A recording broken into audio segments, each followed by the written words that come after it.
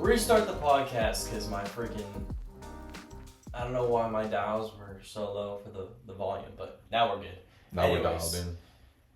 What we were talking about before I messed up the recording was Puka last week was not in the injury report. He said he was like questionable to play, wasn't expected to play.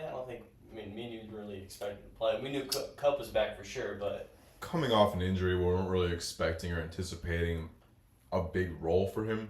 And he goes out and has the largest target percentage in the past plays he was on the field of his career so far. Yeah, snap count. We thought for sure he was going to be on a snap count. And he just wasn't. Also, Loki, since at the camp we have a special guest this week. Loki, you want to say anything? All right. Brilliant. Good insight, Loki.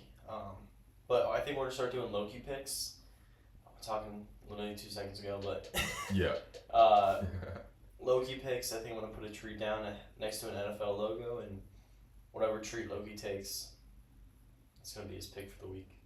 Maybe we'll do it for like his Sunday night or Monday night picks. We'll do that. Yeah, we'll do that. Prime time Loki picks. Prime time Loki picks. All right? Word. Anyways. I got to mention the Red Bull again because it is clutch. Randy walked in this morning, brought us both Red Bulls. I was not going to make it through, so that's clutch on him. Props to Randy. Thank you, brother. I was saying to you, bro, last Monday you were yawning during the pod, bro. We cannot repeat. You're gonna catch a yawn or two today, bro. We gotta be woke AF. Fuck.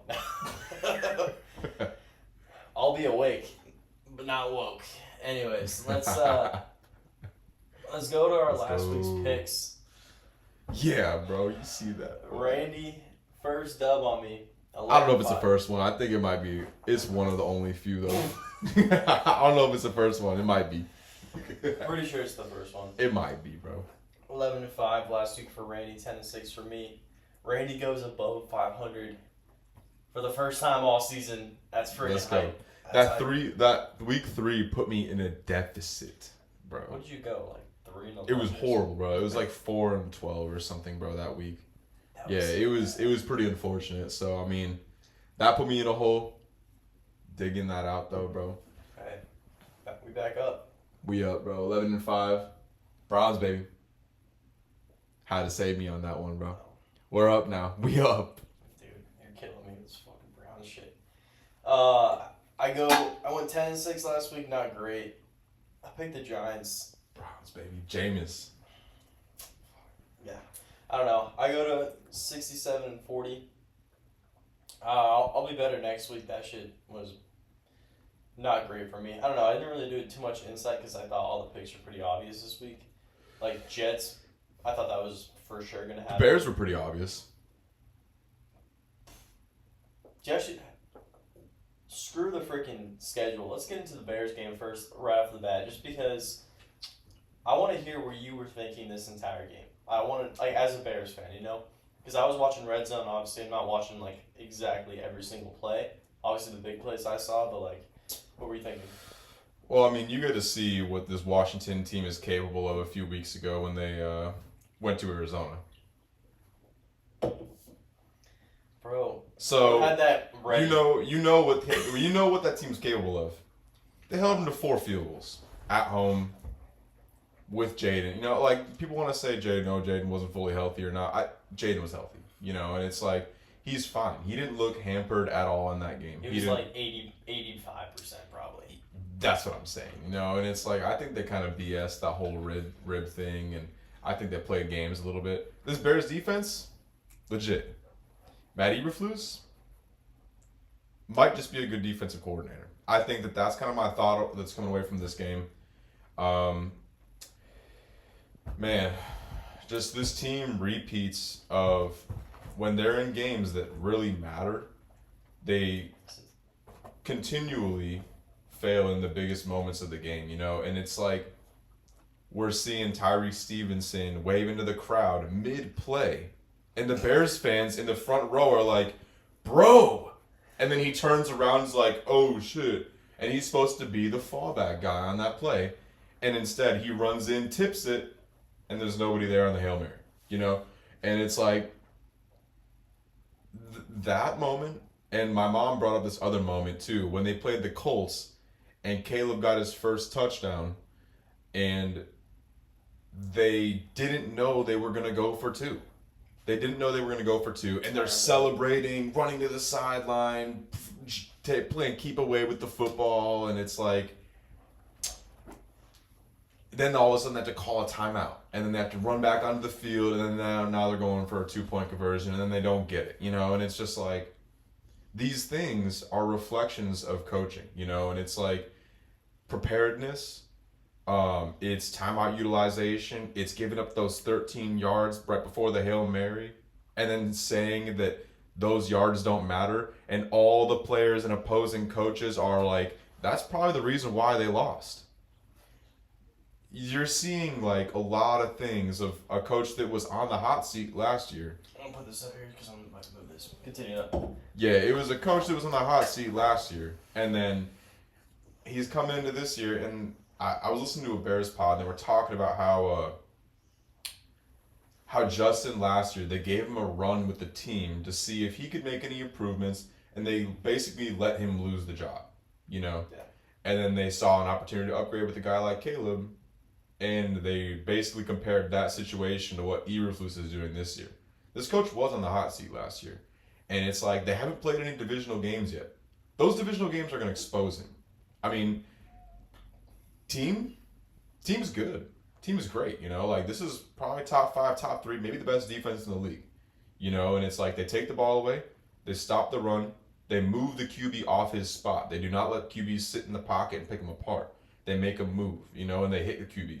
It's like those are all marks of a great defense. They held one of the best scoring offenses to 4 field goals.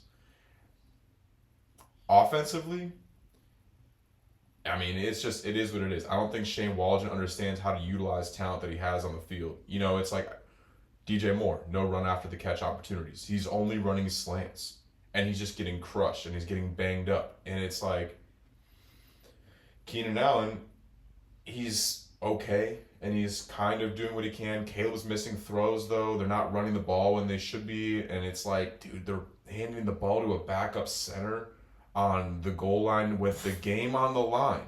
Not with like, up 3 scores, we're dunking on them. Like the Lions. Game on the line. Yeah. And you're handing it to a center, a backup center, a 6th-round pick, when you have all the other investments on offense that you have. That is what they decide to try to win the game with. I mean, to be honest, when you look at everything that happened in that game, I know you're laughing a little bit because it's very laughable. When you look at everything in the whole scope of that game, they were the better team, but they deserved to lose the game because of coaching decisions, because of players not making plays when they should have made plays early on in the game, end of the game. They deserve to lose that game. Are they the better team, though? 100%. But this is a thing that we've seen for the course of the past, like since Eberflus has been in coaching. When they play against the better teams, he has a road record of 3-17. I did not know that. His road record is 3-17. And I'm like, they've won some home games in a row now. I think they have the longest home game win streak right now. But it's like, I don't know, dude. We're gonna see when they get to these divisional games about 3 weeks from now. They play the Packers, so it's like you're just looking at this division. You're looking at Dan Campbell, Kevin O'Connell, Matt LaFleur, and then it's like Eberflus. So it's like we're gonna see how the rest of the season plays out. But in terms of me being a fan, what I'm looking at as the team, you got a pretty damn talented team that they're gonna be able to load up in this offseason. Are you going to let this guy that's saying those yards don't matter hold on to this team? We'll find out. But Jaden, he's a playmaker, He gave his guys opportunity to make plays. He keeps the ball in play. He's going to be a good QB, Yeah. Caleb's missing a lot of throws. He had the worst EPA per drop back of any quarterback in the league this week. And he looked awful. Those early misses, it's like, what is he doing? So I'm kind of going on a long, like, kind of rant type deal about this situation, but there was some points that I heard about some things about, like, the coach and, like, how his job is not as safe as I may have thought it was. And, I mean, we haven't even seen the divisional games yet. they should not have lost to the Colts. They should not have lost to the Commanders, and they realistically, this team should be about 6-1 right now, bro. This team is very talented. The teams they lost to, they're more talented than those teams, And it's like, I don't know, dude. We're gonna see as the rest of the season plays out, but coaching's holding them back in a lot of ways, man. Offensive play calling, offensive line coaching, and then also too just the management of situational football is just lacking. I think the Bears have probably one of the easiest schedules in the first 8 weeks in the league. Want to name off their wins real quick? Oh yeah, they beat the Will Levis Titans, where Will Levis literally threw the game away. Yeah, the head grab. Yeah, so started Levis memes. The Levis memes. They started the Levis meme, and so that was one win. And then they beat the Panthers, Jaguars, and what was the? Am I missing one, or is those? There's another one. I'm blanking on two. What are they? 4-3, right? Yeah, they're 4-3. The Rams. The Rams with nobody on the field. Yeah. The Rams with practice squad guys. Yes. So it's like, man, that's unfortunate, bro. This is maybe the best secondary in the league. I love the way that the defense gets after the QB. And that's a trademark of Eberflus, is the turnovers, the moving the QB, athletic, fast defensive players that flow to the ball. But it's like, I think he's just a defensive coach, bro. This defensive coordinator that's running with as a head coach right now that probably should just be a defensive coordinator. Just like Steve Spagnuolo, He'd probably be a great DC in a lot of places, but I think just the management of situational football as a head coach is lacking, dude. It's killing the team. Spags, the Chiefs DC? Yeah. Spagnuolo. I think that's the type of shit Eberflus should be doing. Oh, okay. Yeah, that's what he should be doing. He should be in that type of role. I don't think he's a head coach. I think that he's a really good DC. Just like Kingsbury. Kingsbury might be a really good OC, but he should not be a head coach. So there's certain guys that are just really good coordinators that should not be coaches. That it's just, he wasn't holding Tyreek Stevenson accountable. He said that he agreed with the Doug Kramer call. He said that those yards don't matter right before the Hail Mary. And it's like, dude, it's just, what game are you watching, So it's just, this is a very constant thing with him, though, that's gone back to last year. So we'll see as the season goes on, but they haven't played any divisional games yet. This division is going to beat them up, bro, with the way they're playing. The reason I brought up the, everything you said, by the way, is 100% correct. I cannot believe how ignorant you have to go. Bless you, Loki. Salute. Bless you, Loki. I cannot believe how ignorant Eberflus is in a presser. Like, the question's going to be like, as a coach, you just have to own it and take responsibility. Even if you don't truly believe you did anything wrong, you can't say that to the world. You know what I mean? Like, especially when... Accountability. It comes down to accountability, and like, that out route or that stop route that got him into Hail Mary range... That was his decision. That was on him, and he stuck by it in the pressers, like, we just didn't execute the Hail Mary play. He always says execution. That's... Man, dude, I don't know about that, dude. Dude, it's a lot. A lot of it goes into Kevin Byard disagreed. Yeah, a lot of your. What do you say?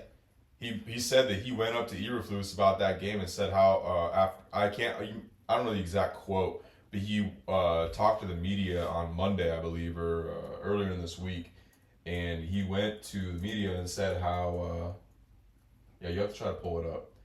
But he said that he had to go to Eberflus and tell him that right there, they're discussing the relaxed coverage that they had on the 13-yard game, and it's just I don't know.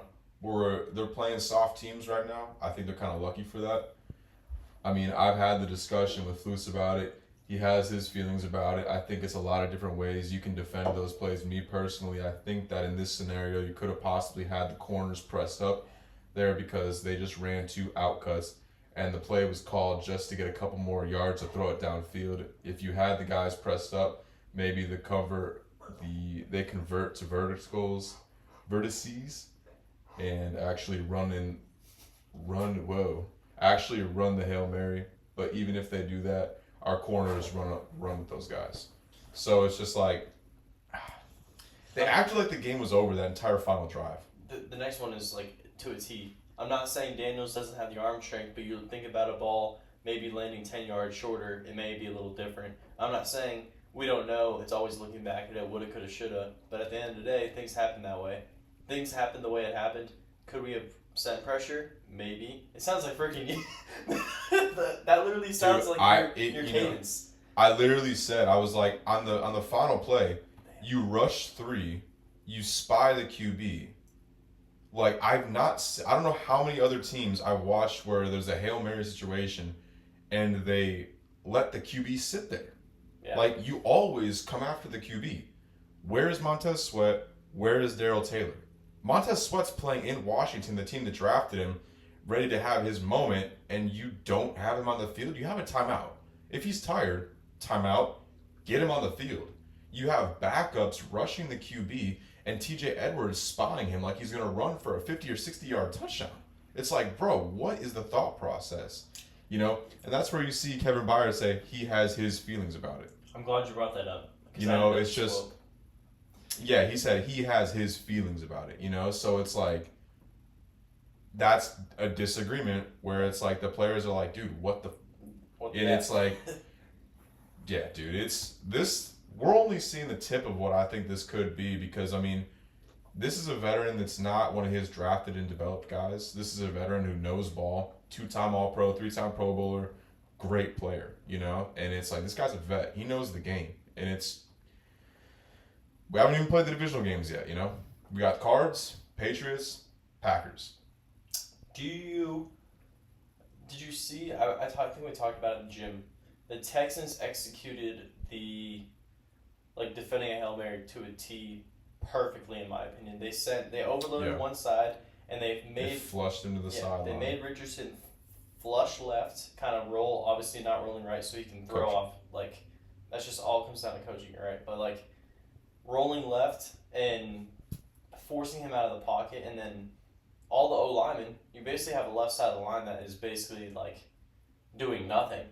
So it's 4v3, you're outmanning him already. Take a right-handed QB and you make him run to the left and chuck a ball 60 yards through the air. It's not happening. It's not happening. And take a play out of Texans book, Bears fans, but Eberflus does not think. This is a coach that was on the hot seat in the offseason. Yeah. They chose to let him run with the team, just like they let Justin lose the job. I respect the decision, you know, but we're seeing some cracks right now in the team where they've played some soft teams right now. This team is very talented. Like, this secondary, loaded. Defensive front seven, loaded. Offensive skill positions, loaded. You know, it's like the offensive line, interior especially, it's weak. Tackles, they've invested in, you know, and it's like, we'll see as the season plays out, but they haven't even played division games yet, so this could go downhill fast for them. Yeah, I'm with you. Anything else you want to talk about that game? No, we kind of ran a little long in this one, but there was a lot to talk about with this, especially with the Bears side of things, with them dropping some games they should be winning. Yeah, well, Hail Mary, you don't see a Hail Mary for the win like that every day, so no, I think it deserves extra time. Of those. Yeah. But we'll go to the Thursday night game that we were talking about in the very beginning of the pod.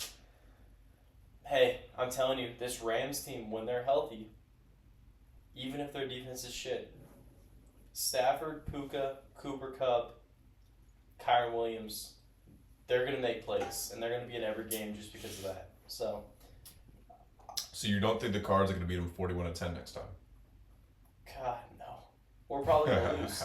I'm glad we got that one up on them. Yeah, I'm glad we got that one against y'all got lucky about when you play them, right? Yeah, it's about when you play them. But, hey, we'll get to the Cardinals, but we have an interesting matchup. You're going to the game, right? Yeah, dude. I'm going to the game. I think my whole family is right now. Dude, that's awesome. Me and my girl are. She got us tickets for it. Shout out Liz. You're the one for real. And shout out Liz. Got a 1 year today, man. About to head out to that right after here. So that's my girl for real. Yes, sir. She's a real one. Yeah. So we got that later today. We're gonna be at the Cards game this weekend. It's her first football game to go to. Oh, really? Yeah. That's cool. She ain't too much into it, but I think it's really cool to be at a stadium and see the energy is unmatched compared to a lot of other things you can attend. So it's gonna be pretty cool. It's gonna be a lot of Bears fans there. Bears fans are like there's so many Bears fans out here, so I'm stoked ridiculous. for that. But we were talking about my family's gonna be there. Mom, dad, sister, and her husband too. That's sick, bro. It's gonna be sick. Family affair. Yeah, bro. All gonna go watch the Bears lose. Nah, bro. Crazy, That's bro. gonna be my lock of the week for this week. We'll get to it later. Yeah. Rams Vikings though. What do you think? It's okay. I didn't realize Puka was gonna be this big of a factor, man. You know, we're starting to see some of these teams. They're going against really good OCs. You know, I mean, they played Ben Johnson, they played Sean McVay. These are guys who know how to get after defenses, no matter who it is. You know, so I'm interested to see as the season goes on. Do other teams look at this Vikings defense now and say, okay, we can run screens against them. We can get the ball out quick. We can hit the seams. If we can hold up in pass protection and be able to run the ball a little bit, we're going to be fine, you know? I talked about that you have to be able to run the ball against them. You have to be able to hit the seams. But I don't know. They weren't really affecting the QB as much as they had been in past games this game. So does their pass rush start to dip down? You know, it's just, we talked about this roster before the season and how their front seven especially is lacking talent. You know, they were kind of overachieving. Not kind of. They were mad overachieving the first couple weeks of the season, and now they're kind of facing some good OCs that are kind of putting some things on tape for other teams to see going forward. So we got a lot of season left. They're 5-2 now. They dropped 2 back-to-back games, both games that they look good in, you know, but Tough games. they're tough games, Yeah. you know. So it's just we were talking about the Rams. One thing I talked about with them was they had nothing to lose in this game. You know, they had a losing record. They were at home. They were getting some of their guys back. You know, they had their backs against the wall, and it's always dangerous playing a team when they're in that position. So I felt that that was a game that really could have been dangerous for the Vikings. Didn't know Puka was going to be as big of a role player for them. Kyron ran the ball really well again. I mean, just his ability to get the ball into the end zone and just keep them ahead of the sticks is so impressive. So it's just. Isn't he on like a 14 touchdown or a? I think I saw 8. I'm not sure. He might be more. I think it's longer than that. I think I think it was like 11 going into last week, so I think it might be up to like 13 or something crazy. Yeah, it's some number. He's got a large streak of games with getting the ball in the end zone, so he's just super impressive. And I mean, this Rams team, nobody really wants to see them right now with the way that they're playing on offense. You know, so it's just we'll see how the stretch of the season goes for them. But I mean, this was a big win that they had to have if they were going to do anything for the rest of the season. Yeah, I just want to touch on Darnold's play real quick. I think we're kind of seeing they talk about it on the PFF pod a ton. Regressing back to the mean. Yeah.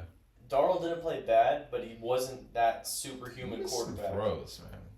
So what? He missed some throws, and the pressure seemed to get to him a bit. Yeah, and I mean the face mask call, complete BS. Like that's. I have something to say about that, but keep going. No, how do you miss that? They kept saying we didn't have a great view on it. The dude is literally staring from me to you, at the dude grabbing the face mask. Yeah. The guy coming away holding his hand like, no, I can't believe I just screwed our team. Yep. No call. I know. It wasn't obvious. It wasn't obvious, bro. I thought you were being dead ass for a second. I was like, bro. But no, it was completely obvious. Completely obvious, and I don't know. I'm not saying that cost the game because they still have to go down and drive 40 or. It took an opportunity away. Yeah, it was still like 70 yards on the field, but like. There was something in that game where there was like I think 6 different first downs were basically went against the Vikings, whether it was Rams getting first downs because of penalties and then first downs being taken away from the Vikings with penalties. I think there was about 6 different first downs that were in the Rams' favor slid strictly because of penalties in this game too as well. So, weird game. Weird game. But the whole face mask thing. So, the Monday night game, we'll get to that game when we talk about it, but this one specific moment where the Giants were looking to drive down the field to tie up the game? or take the lead potentially. Last It drive. was a 6-point game. Was it 8-point game? Or was it 8-point game? game. Yeah, it was 8-point game. So they're looking to go down and try to tie up the game. Malik Neighbors runs a hitch route, catches it, gets out of bounds, and then the replay review, they're like, hold on. He might have been down in bounds. It was like this big of a difference of his knee and his hand touching inbounds and out of bounds. And they stopped the game completely for like 3 minutes to go ahead and make sure that that millisecond of his knee touching inbounds made the clock run as to where they called it out of bounds. They stopped it to get the call right. And they can't get the face mask call right? Hold on, bro. That's fucked up. Yeah. That's fucked up. If I was a Vikings fan watching Bro. that Monday night game, I didn't even think about it like that, though. They You're 100% stopped the game. right. Yeah. They called him out of bounds. The replay guys are like, whoa. His knee touched inbounds first, bro. And they're like, nah, bro, that wasn't the face mask. Shut the fuck up. It's like Dude, Eberflus get out cannot- of here, bro. Get out of here. I'm swearing, bro, but that's Yeah. F, bro. That's Yeah. F. Straight up F, bro. Yeah. They know exactly what they're doing. You cannot tell me that is they didn't know or it wasn't clear. They stopped the Giants and Steelers game to overturn and make the clock run when it was a millisecond of his knee touching inbounds versus his hand out of bounds. Stop it, bro. They overturned a call. You telling me that they can't do that for a clear and obvious face mask? Sus. Weird. Weird. With 3 W's. Weird. Yeah. Sus. Putting it like that, it just makes it seem You know what I'm more saying? ridiculous, yeah. You know what I'm saying? You I don't know. can't tell me they didn't know what they were doing, bro. Trying to play devil's advocate and think of a reason why, but I really can't. I don't know.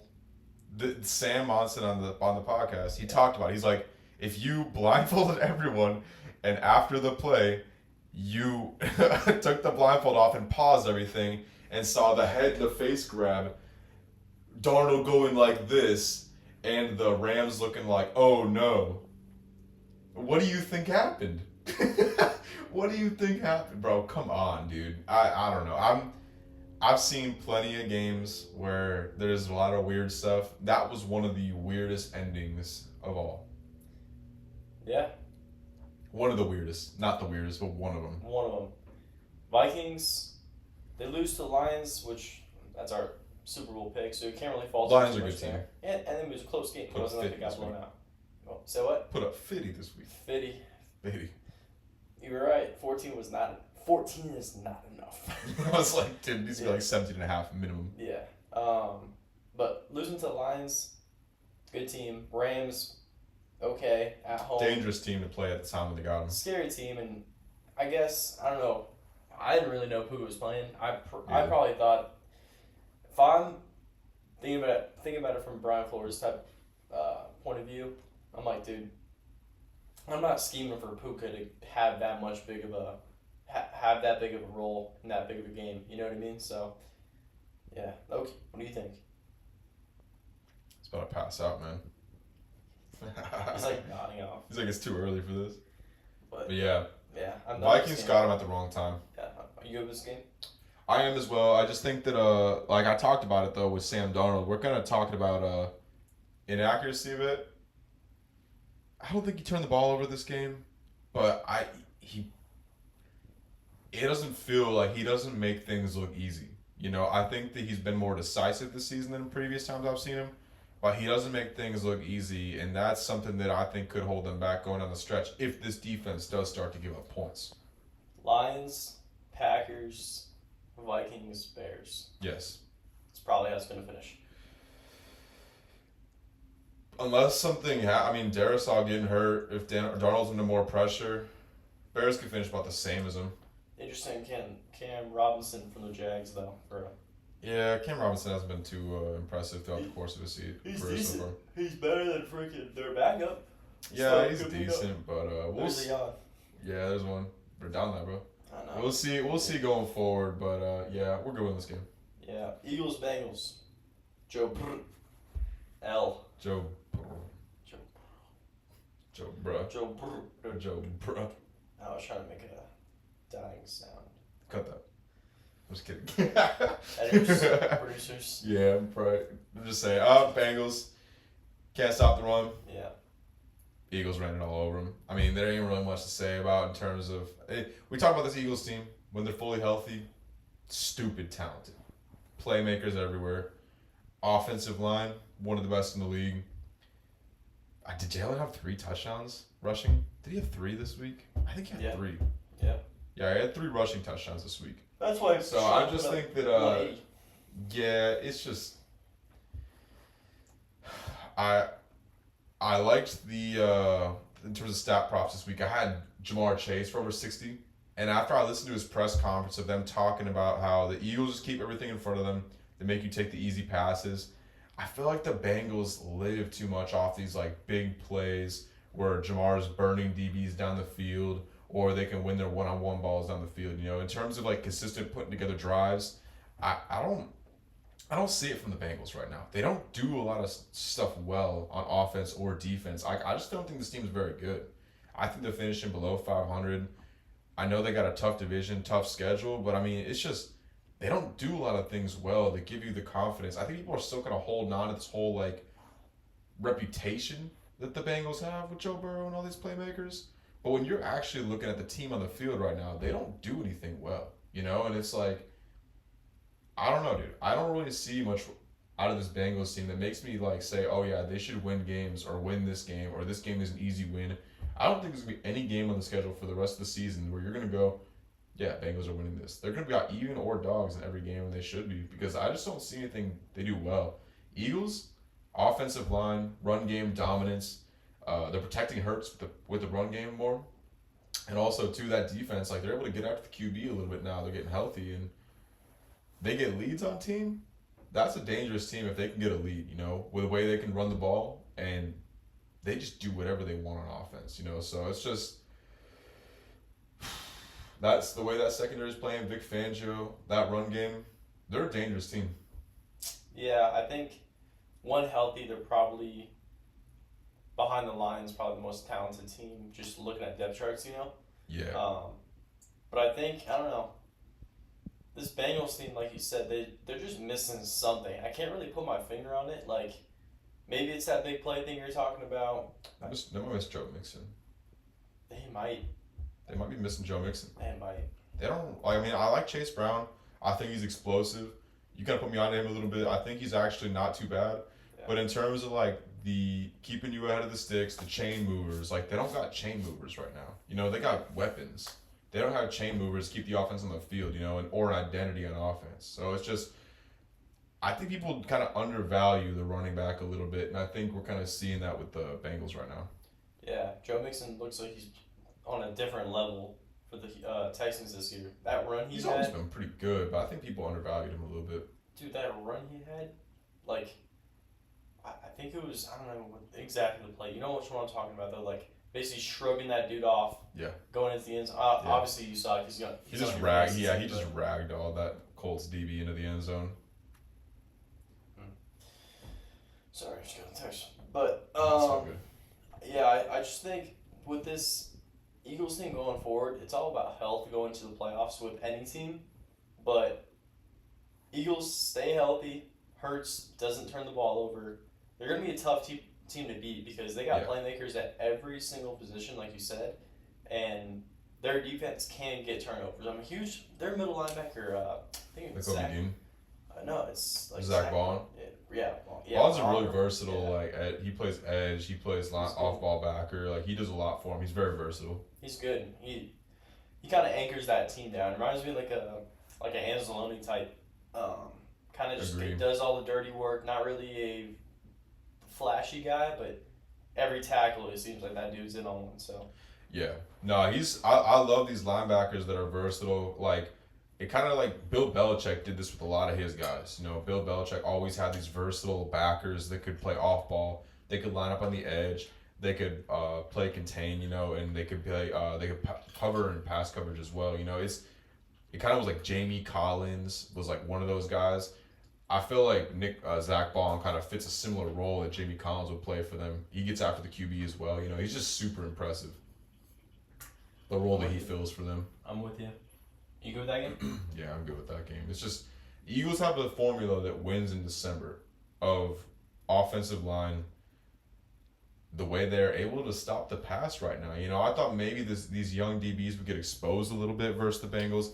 But when I heard Jamar Chase talking about how they keep everything in front of him, I was like, I don't know about that because this Bengals team doesn't string together drives. I want to point out one play. I watched one play, not just one play from the game, but this one play stuck out with me, and it's Cooper DeJean. Their third Dijon. I'm just playing.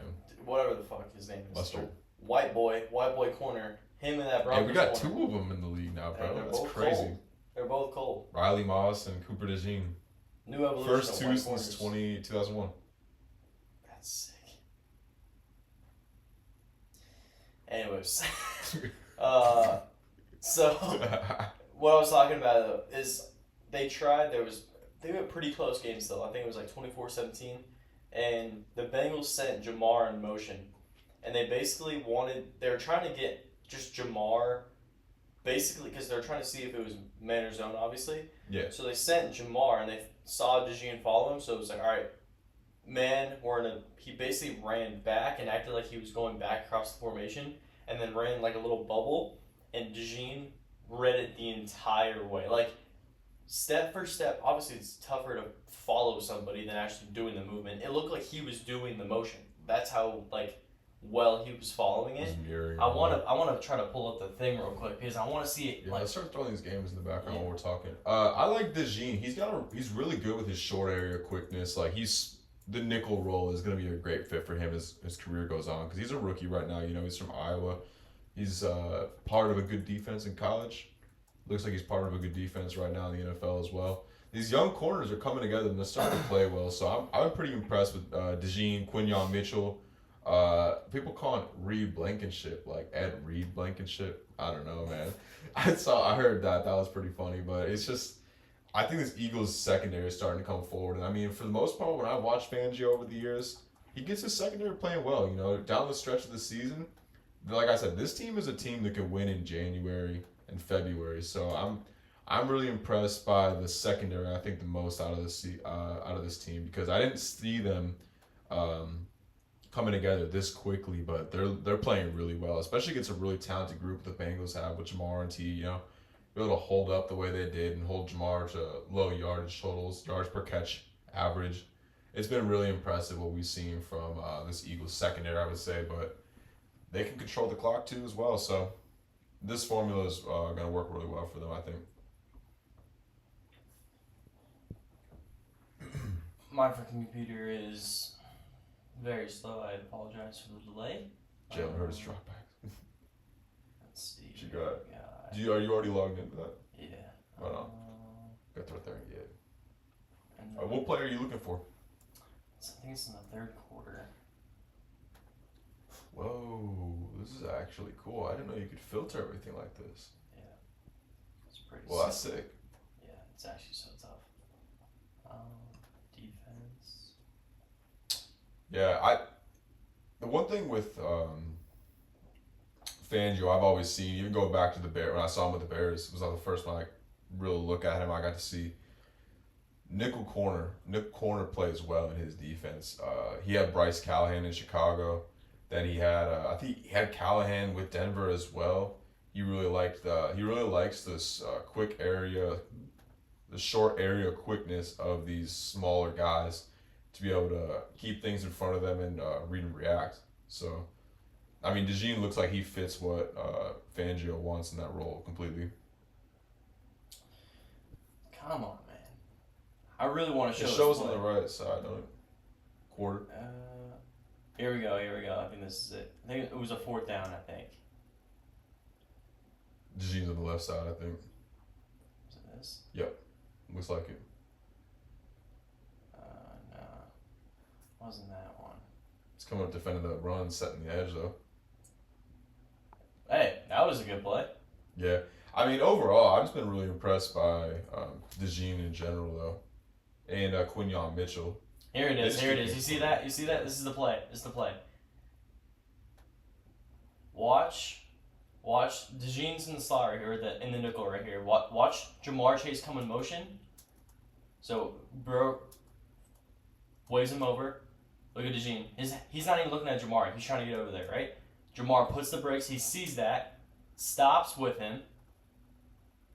Jamar tries to juke him out and gives it to the flat and blows that shit up on a 4th down play to stop That's him. really impressive. That's a freaking. That's not a rookie play. That is what they've drafted him to do, and I'm so glad I found the play because when I was watching that live, I was like, man, that's an insane play. That's very impressive. I want to see especially that one from more a time. rookie against super talented receiver. I hope Oh, it's it's a coming better up. angle of it. Here we go. Here, yeah. So I hope He you guys tried can to- see it. I wonder if that was like schemed of him to like fake like that. Boom. That was on 4th Yeah. down too. Yo. Nah, that's a good Huge play.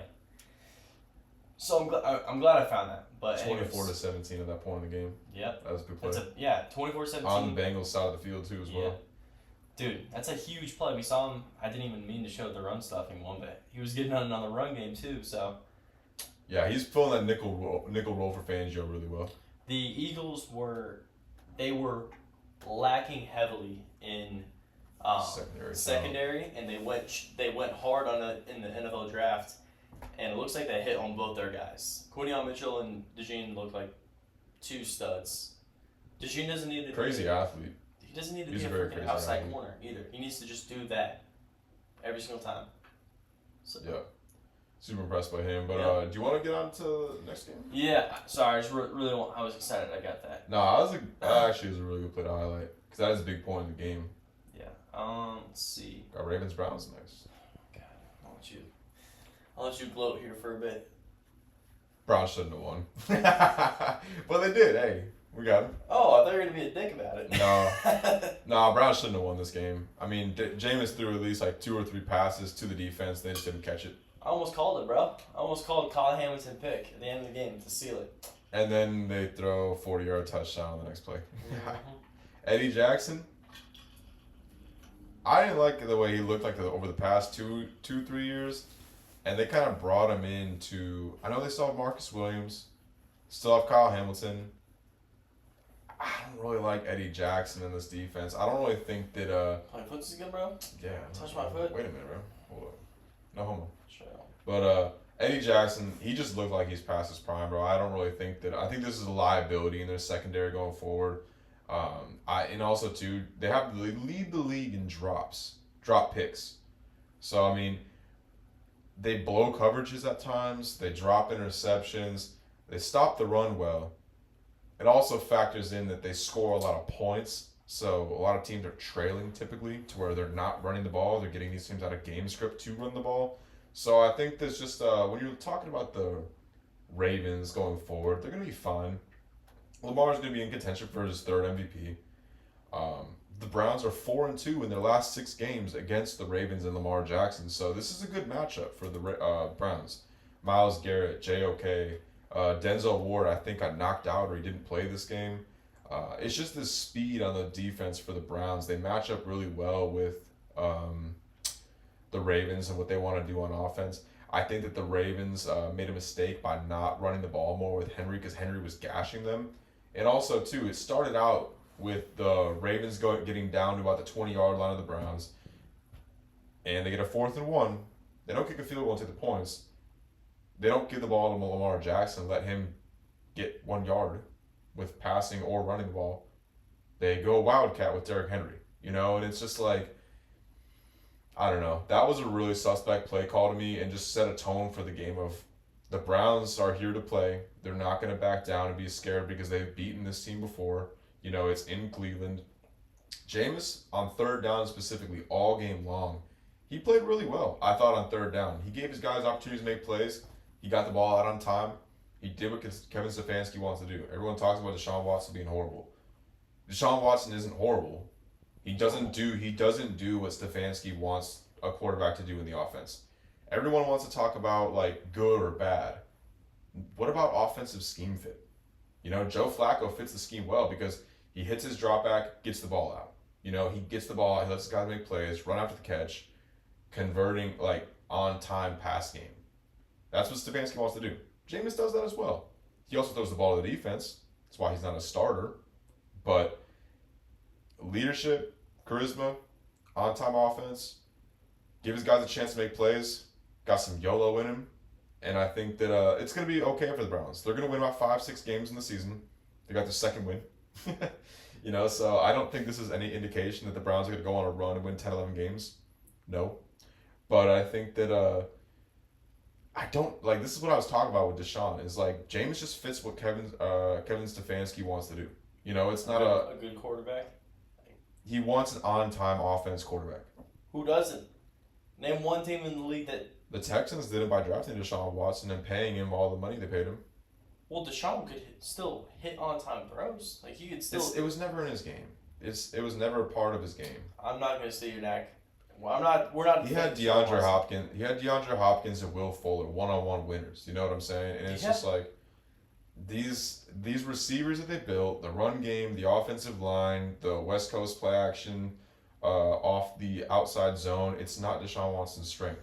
Just like it wasn't Justin Fields' strength, you know? They try to do the same shit with Justin Fields, and that didn't fit him either. Certain QBs have certain skill sets that fit certain roles. Jameis fits it better. He had 300 yards in this game. He was throwing the ball. Cedric Tillman played really well. Jerry Jeudy made a few crucial catches. They ran the ball better this game. I don't think Njoku looks like an actual star of that offense. So he's just a crucial player, just like Trey McBride is for the Cardinals. You know, you need that tight end that's athletic, be able to make plays, chain mover. You know what I'm saying? Red zone weapon. He's an essential part of their offense. But Browns defense matches up really well with the Ravens. Their speed on offense. They get after the QB. They move them. I mean, it's just a matchup. It's not like the Ravens. You're concerned. I think maybe some fundamental things with the Ravens defense are flawed. But in terms of like, oh, Ravens season's fucked, they lost to the Browns, none of that. It's just a matchup thing. Divisional game. Yeah. They know them well. Divisional game, not many teams can be great like the Cardinals and blow their divisional opponent out. Cardinals are 1-1. They're 2-0 division. Yeah. Went into San Fran too. We'll talk about the Niners later. Dude, this game though. Telling you. I pulled up this play right here to kind of just show what this game was about for the Ravens. Is this the dropped interception or where Jameis just threw it straight to the defense? No, this is a little skinny post deep slant, whatever you want to call it, to Cedric Tillman for a touchdown. I want you to watch the Ravens and them literally as the ball is being snapped, not knowing what coverage, what they're running. Watch this. I've been talking about the fun of this defense. Cedric Tillman's in the bottom down here too. Look at this. This corner has no idea what any of these guys are saying. The nickel corner is like, all right, what are we doing?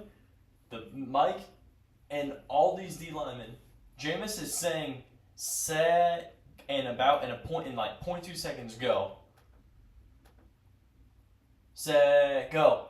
This guy is running across the face of the O-line. As soon as you're seeing Eddie Jackson bail right there, you're going, all right, I'm hitting a post right behind his ass. What is going on here? Yeah. What was that coverage? It's going to show the end zone to you next. But this is what I'm talking about. I've been talking about the Ravens. I think they're really missing Mike McDonald, and just this whole defense just looks out of sorts. You know, they don't look smooth. They like good defenses that are fundamentally sound and well coached take the ball away. I'm looking at I was texting Hayden the other day, big Ravens fan, and he was telling me. He was saying some other guy, but what he meant to say is Denard Wilson, who's the DB coach last year for the Ravens. Now he's the DC for the Titans. And their Titans obviously... So Mike McDonald and their DB coach left in the offseason. But yeah, what you said, though, pieces are leading the defense that are big-time pieces. I'm not saying it was all McDonald because the Seahawks haven't looked great on defense. No. But he highlighted... I told him maybe it was McDonald that they were missing. And he was like, no, it's probably Denard Wilson. He's, like I said, the DC for the Titans. And Titans defense looks really, really good. Outside of this week, they're 52, but outside of this week, they look good. What is that, Van Noy? Who's 53? 53 is Kyle Van Noy. So Van Noy, Roquan. He's trying to get everybody set, and these guys don't know where they're lining up. These guys, this guy is. Look where this guy is the ball snapped. I think it's Owe, number 99. What are you doing? He's trying to get set. He's trying to get outside the C gap on the tackle over there, and he's not set. Ball's being snapped. So now there's no pressure on the QB. The biggest thing I think is you're looking at is Eddie Jackson down here on the right side of the screen. As soon as he bails and turns his back and leaves that corner outside leverage one-on-one with the receiver, it's slant touchdown all day, bro. I want to look at this poser right here. When you look at Eddie Jackson, you see him turning and running to get to his spot in the middle of the field. And when you looked at the other angle, the corner's playing outside leverage. And these linebackers in front aren't set and no one's dropping into that passing window. Dude, it's easy. It's an easy pitch and catch all day, bro. And then Eddie's trying to get set. Ball's already in his hands. He's running. No tackles made. It's a touchdown. But it's just this defense. They're just getting schemed up on, you know. And it's like they're fundamentally not sound. They don't take the ball away. It's like you just. Yeah, there's another drop pick. That's Eddie right there again. It's just there's 3 dropped interceptions on this game that really kind of kept the Browns alive, you know. So that has to be a pick. Oh my gosh. There's Eddie. Yeah, Eddie's been looking like that for a couple of years now. So this is not news to me, unfortunately. I loved him coming out of the draft from Alabama. He was pretty good. He was very good for a couple stretch of like 2-3 years, but he just aged so quick, you know. So anyway, Browns though, they get a dub. I just think though this Ravens defense is concerning, and Lamar Jackson's gonna have to keep showing up every single week, putting up 30 plus, and they'll win through 11 games. They'll go ahead and win 11 games now, 10, 11, but. This is not the same Ravens defense, and I think that's concerning when you're talking about the season outlook. Are they going to be able to win a Super Bowl type deal? They went and traded for Deontay Johnson. They're worried about receivers dropping passes. You got another one that drops passes. Good player, but I'm just saying, you know, catching and dropping the football is essential in winning the game, whether you're on offense or defense. They drop the football on both sides of the ball. Yeah. Fundamentals on defense, not there. Yeah. We'll see as the season plays out, but this Ravens team is still good. Yeah. They're not gonna miss the playoffs. They're gonna make the playoffs. Yeah. But it's just I think this is we're just starting to see some repeat of mistakes on the defensive side of the ball that are kind of hurting them. You're not hitting the panic button. No panic button in this game. You're fine. You want to go Lions Titans? Lions Titans. Sorry, second on to the video. Ben Johnson just dunking on people. They asked. You want to throw up like the highlights or whatever? Yeah, they asked him. Ben Johnson was like, "Dude, why do you keep running all these trick plays in games that don't matter? The creativity does not run out." Is what said the well is deep. The well is deep. Well is very deep. I will say that, bro. Yeah. David Montgomery, people didn't know that he was a high school QB. Bears tried to run a wildcat pass with him one time, and he threw it straight to the Giants. You know, it was horrible play. But it's pretty funny. But this game just kind of started out. You're like, whoa, Calvin Ridley, 100 yards, I think, in the first quarter. Mason Rudolph breaking ankles into the end zone, bro. You're just kind of thinking maybe the Titans can keep the score low, keep this game close. And then they didn't score the rest of the game. The Lions put up 50. It ends up 52-14, I think. So, yeah. So, it's just... When you got QB play like you're seeing from the Titans, it's going to be tough to win any game any week. You know, so it's like defense is not bad. They kind of got taken advantage of a little bit this week. They gave Goff a tough game this week.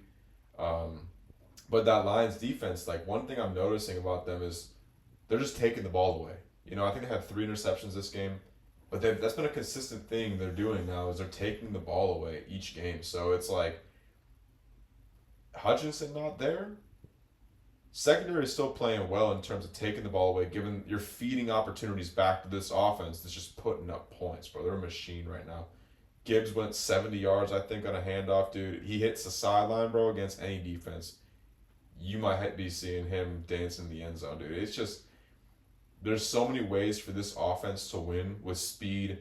You got chain movers in Amon-Ra and Montgomery and Laporta, and you never know when that big play is coming from a schemed up Ben Johnson trick play or a gadget, you know. So I've been really impressed by the Lions coming together after the slow start of the season. I think they found themselves again, and that's a dangerous thing for us to the NFC. Yeah, we're talking about this is like the Lions team that we picked to win the bowl. This is Exactly what. This is what we expected coming into the season. This is how it should have been all year. You know, Yep. I don't know what just happened on that, but yeah, this is exactly who we thought they're gonna be. If J-Mo can just stop freaking having Gun keeping that charges thing and on, PEDs. keeping that thing on him, and taking roids, it would be more chill. Taking But roids and I don't actually know what's going on with him. Yeah. But there's it was what did he say? Take He got roids. pulled over. He got pulled over with guns in the car. Didn't have a permit or whatever, and said I play for the Detroit Lions, bro. I play for the Lions, bro. Like that's gonna like.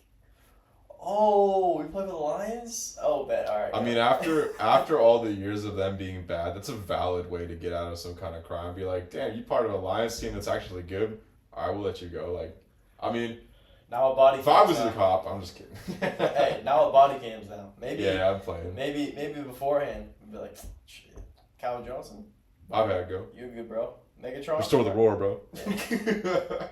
Restore the roar. Exactly. But anyway, though, this Titans team, it's just going to be tough for them, bro. I mean, you got Calvin Ridley playing well. You got Tony Pollard, like we've talked about every week. It's producing for them, you know. Mason Rudolph got a little wiggle in him, bro. He's got a little sneaky speed, bro. But Watching too much Yeah. Levis, bro. nah, dude, I don't know who it was. He broke one of their linebackers' ankles, bro. Snatched them in like the 15-yard line. I want to see it now. Yeah, you're gonna I have to gotta pull up the look it play. up. You're gonna have to pull up the play. It was in like the first or second quarter, like early second quarter. You gotta pull up his rushing touchdown, man. It was a 13-yard rushing touchdown. Yeah. Look at this It play, says bro. hem. Ugh. Yeah. Oh. Ankles. Who just got broke? Ankles. Is that Rodriguez? Malcolm Rodriguez? It's 53. I don't know who 53 is for the Lions, but he's I mean, everybody thought this ball was going to Pollard. Reed. He did the little Mahomes fake. The Yeah, little bro. pump. Dude, I hate that play, bro. Anyway, though, I thought that was hilarious, It's bro. Yeah, that was pretty funny. But I mean, it's just Titans team. They're just no match for the talent and the way this. What the Now you're talking about Levis. Yeah, Yo. this is some Levis right here. This is what I'm talking about, bro. Too much Just putting it on the Levis. line for the love of the game. Yeah. Jack Campbell. Anyway, bro, Lions, they roll. Titans, they're selling all their players, man. It's just, yeah. I want to touch on. They have guys that are valuable. Like, they should try to stack up on picks right now and just be like, dude, Levis is not our guy. We're probably going to have to trade up in the draft to get a quarterback. Or just ride out next year with some, like, go get a Justin Fields, load up Whichever. the team, ride out, tank a little bit, get a QB in 2 years. But they're not winning right now, and they Nope. need to sell while their guys are still playing well. Like They Artie signed all Key- these vets to Artie hopefully be Key. competent. They're 1-7 now, I think. 1-6. Yeah. Not winning a lot of games either way. So they should be selling. They already sold Hopkins. They gotta sell a little more too. Arden Key. Cardinals. Arden Key, Go Calvin Ridley. get Arden Key, Cardinals. Please, Monty. Please make a move. And please go get Arden Key for like a 5th rounder. Just go get him. We're gonna get to the Cardinals, bro. Bro, Hold on. I'm Hold telling your you. horses. I'm telling you, bro. Anyway, next game, bro. Fuck. Next game. That Mason Rudolph is so video is so funny. We got Cardinals Dolphins. See, I knew it was up next. Let me just get this game going while So I talked about it with you after week 2 or 3. I was saying that this offense is gonna score a lot of points. That if they can win the divisional games, they're gonna have a shot. They're gonna have a shot at the playoffs. You know, 2-0 in the division, snatch a dub here or there, 4-4 leading the division. Niners don't look great. Just saying. I don't think the Niners look great. Kittle's dominant. Debo's making plays for them here or there, but this division's wide open, and I mean, unless the Rams come back and get hot, which is something that scares Cardinals fans, I'm sure, with the way the Rams have dominated the Cardinals for years. All right, fuck you. You want to trade for a guy? I mean, like, I'll be real. What are they doing with this season? What do you mean? What do you think is a successful season for this Cardinals team? Win the division. Okay, that's fair. Win the division. Anything after that, if you make a playoff run. Buda Baker looked really good this game, by the way. Buda Baker looks good at every game. That's the hard part about he made a his lot of contract. plays. That's the hard thing about his contract, dude. Is he makes so many plays that I love Adrian Taylor Demerson. He's their backup safety. He's basically like a Buda clone that they went in and was like, all right, who's the guy that's closest to Buda in the draft? Go get him. 5th-year guy at Texas Tech, dog, ball hawk, Buda's more of a downhill guy. This Taylor Demerson actually has a knack for finding the football, kind of like a mini, kind of like a little Ed Reed, but smaller. I'm comparing to Ed Reed, just in play style. All right, chill. But we need pass rush. We cannot roll with this freaking Jesse Luketa, freaking Dante Stills. They really missed the Barbarian. They do. That's not even... Barbarian is a great rotational piece. You can laugh all you want. Chuckles is not going to be laughing after the guys get beat this weekend. You know who's back? Y'all are starting LJ Collier. You know who's back, bro? You've been talking about Darius Robinson for weeks, bro. Well, his mother died. His mom died. So he took time off to get right. He came off a calf injury. But you didn't know that. I just feel like an asshole now. Yeah, no, I don't. He was on IR, bro, and he just hasn't been back. Bro, he had a calf injury. They designated him to return. His mom died tragically. I don't really know what happened, but prayers for him and his family. But then he's dealing with all that, and he goes to Miami in street clothes. So now he's finally in He's a out place. here in Miami. He's out there in Miami, and he's gonna be playing in Arizona, making his debut this weekend. I'm 98% sure of it. You said that 2 weeks ago as well. Just for the record, he said that 2 weeks ago. Don't track me. I put the hand up, bro. I want the camera to start tracking now. I slip at the hand. Alright. Yeah, we look like we're good. Anyway, you said that 2 weeks ago. His mom died 2 weeks ago. Why? I just told you, and you keep. His mom just died, bro. Cardinals suck. This fucking guy. I can't wait for the Cardinals to beat the Bears this weekend, and I can talk crazy to Randy the rest of the year. What I will say about this Cardinals team is that the vibe is just different. Over the past 10 years, I haven't really seen a Cardinals team minus 2016 with Bruce Arians. When Cliff was the head coach, there was no dog. There was a bunch of guys that went out there that were very talented. We had talented guys on our team, but it just wasn't. There wasn't that cohesive unit. There wasn't that buy-in to the culture. And I listened to this Cardinals podcast, and they had Michael Wilson on, who seems like the most mature 24, 5-year-old on the planet. Everything he asked him, very respectful. Perfect number 2 receiver, by the way. But he's a 3. He is. No, he's not. He is a 3. The epitome of what the Cardinals are about. Buy-in, not flashy, not moaning and bitching if you don't get the ball.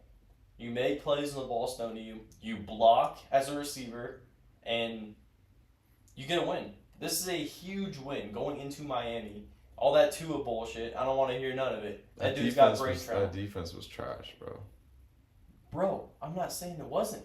I'm saying they get timely stops. They get timely stops. And we saw it last week with the Chargers. Dude gets beat. Sterling Thomas gets beat for a 50-yard bomb. Punches the ball out for a touchback. If they score there, we don't win the game. James Conner recovers a fumble. McBride recovers a fumble. Little plays like that never happened over the past 5 years. There were never those little hustle plays where you can point to and be like, dude, that's a big time play. Like, that's not going to go on the freaking box score. Like, Trey McBride recover fumble. That's not going to happen. That's not something that shows up. Cardinals are legitimately contenders to win the division. Seahawks are overrated. Well, yeah, Seahawks are overrated. Niners don't look the same. Niners without IU. Niners are. I will say Niners are extremely overrated right now. People still think they're the same team as last year. They're not. Absolutely not. The Rams, I do think the only thing is like the Rams. The Rams. Like I think the Rams in this division are like the biggest threat to put the Cardinals in their place. Dude, I can't wait for this week, bro. I'm telling you, this week, Darius Robinson plays, we win. The Cardinals are going to score. So we're gonna do the preview. The Cardinals are gonna score 17 or less points. No. Kyler's going to throw 2 interceptions. No. The way I saw this ball getting tipped in this game, like when I watched this game, Kyler's passes are getting tipped. He's getting sacked. He's getting on the move, and he's throwing the ball to the defense in a way. And it's just, I'm watching this game, and I came away feeling even more like secure in like what I was already saying before. Of this Cardinals team is a really bad matchup for what the Bears do, of how they move the QB off his spot, they collapse the pocket. You're talking about this size of QB versus 6'5" Montez Sweat, 6'7", what's his name? D tackle Javon Dexter, 6'4" Darrell Taylor, 6'5" Austin Booker, and then 6'5" Tremaine Edmonds, and all those secondaries and DBs, and the physical matchup of that Cardinals offense versus the Bears defense. When we get into this game preview next week, we'll talk about it more then. But it's a bad matchup for them. You act like he doesn't go against guys that are 6'4" and above every single week of the year. They're not fast and fly to the ball like this. The Bears defense, no. Good luck catching Kyler. Montez Sweat's big ass is not catching. What? He gets passes swatted because he's small. Ramsey got beat for a touchdown, bitch. Shut up. Dude, okay, so let me talk about what I think about Marvin Harrison. Marvin Harrison is It's a good play. Everything that I've said about Marvin Harrison, about him being like a Devontae Adams type of receiver, is true. They're running all these gimmicky little like run away from the defense type of routes with him, where he's running crossing routes, where he's running slot fades. You know, I don't think that they're using him properly, and I think it's because of the size of Kyler Murray. Because Marvin Harrison, he's a quick game monster. He gets off the line, he wins inside, he uses his leverage to box out DBs. He is just like a Devontae, like that's the type of play that's going to be a pick or a pick six when they play the Bears. That's what I'm talking about. Like those type of plays, you're playing a Dolphins defense that's bottom third of the league. You know, when you're playing a better defense, those are going to be in turnovers. So I'm talking about like with Marvin though. I do think that with Marvin, I don't think they're able to use his skill set properly because Kyler can't use the quick game, how other taller QBs who can see and throw over the line can. And I think it's going to be an issue that where his skill set doesn't match up with what Kyler does or is able to do. And I think that it's going to be kind of disappointing because Marvin's being used right now. He had an okay game this game, but all of his production's coming where he's just running away from DBs in the intermediate range of the field. And you can do that, but when your QB is getting moved off his spot, the pocket's getting collapsed, he's under pressure, and Kyler's missing those throws, there's no consistent production that's going to come from there because Marvin Harrison is a volume receiver. You throw him 14 targets a game, he ends up with 11 catches for 90 to 110 yards, and he's a quick game monster type of receiver where he's just able to leverage and win quick. See, this is what I'm talking about though. It's these crossing routes is how they're using him because Kyler can't utilize the quick game how other QBs who are bigger would be able to utilize the quick game. Marvin Harrison is Devontae Adams type of receiver, but they're not able to use him because of the deficiency of the quarterback with his physical stature. So we're gonna see as the season goes on that it's disappointing, but I don't think Marvin's gonna be maximized with this offense. So he's gonna have his touchdowns. He's scoring right now. He's going to be able to win down the field like he's able to. There's a little quick pass right there, but I'm talking about being able to split out wide, throw slants, go in the slot, quick outs, I don't think there's going to be able to be maximized in terms of the volume that he should be getting, and there's a reason why he's not up there in receptions where he should be. He should be getting volume of touches, and he's not right now because of the fit with the quarterback in the offense. That's the thing that I took away from watching this game is I think Marvin looks good. He looks exactly like the receiver that I thought he was coming out of Ohio State, but Kyler's just like. He has these passes where he just chucks it up and throws it away from the defense, and Marvin's a great player, so he goes and gets it. He did that again this game, just like he did against the Niners in that fourth down.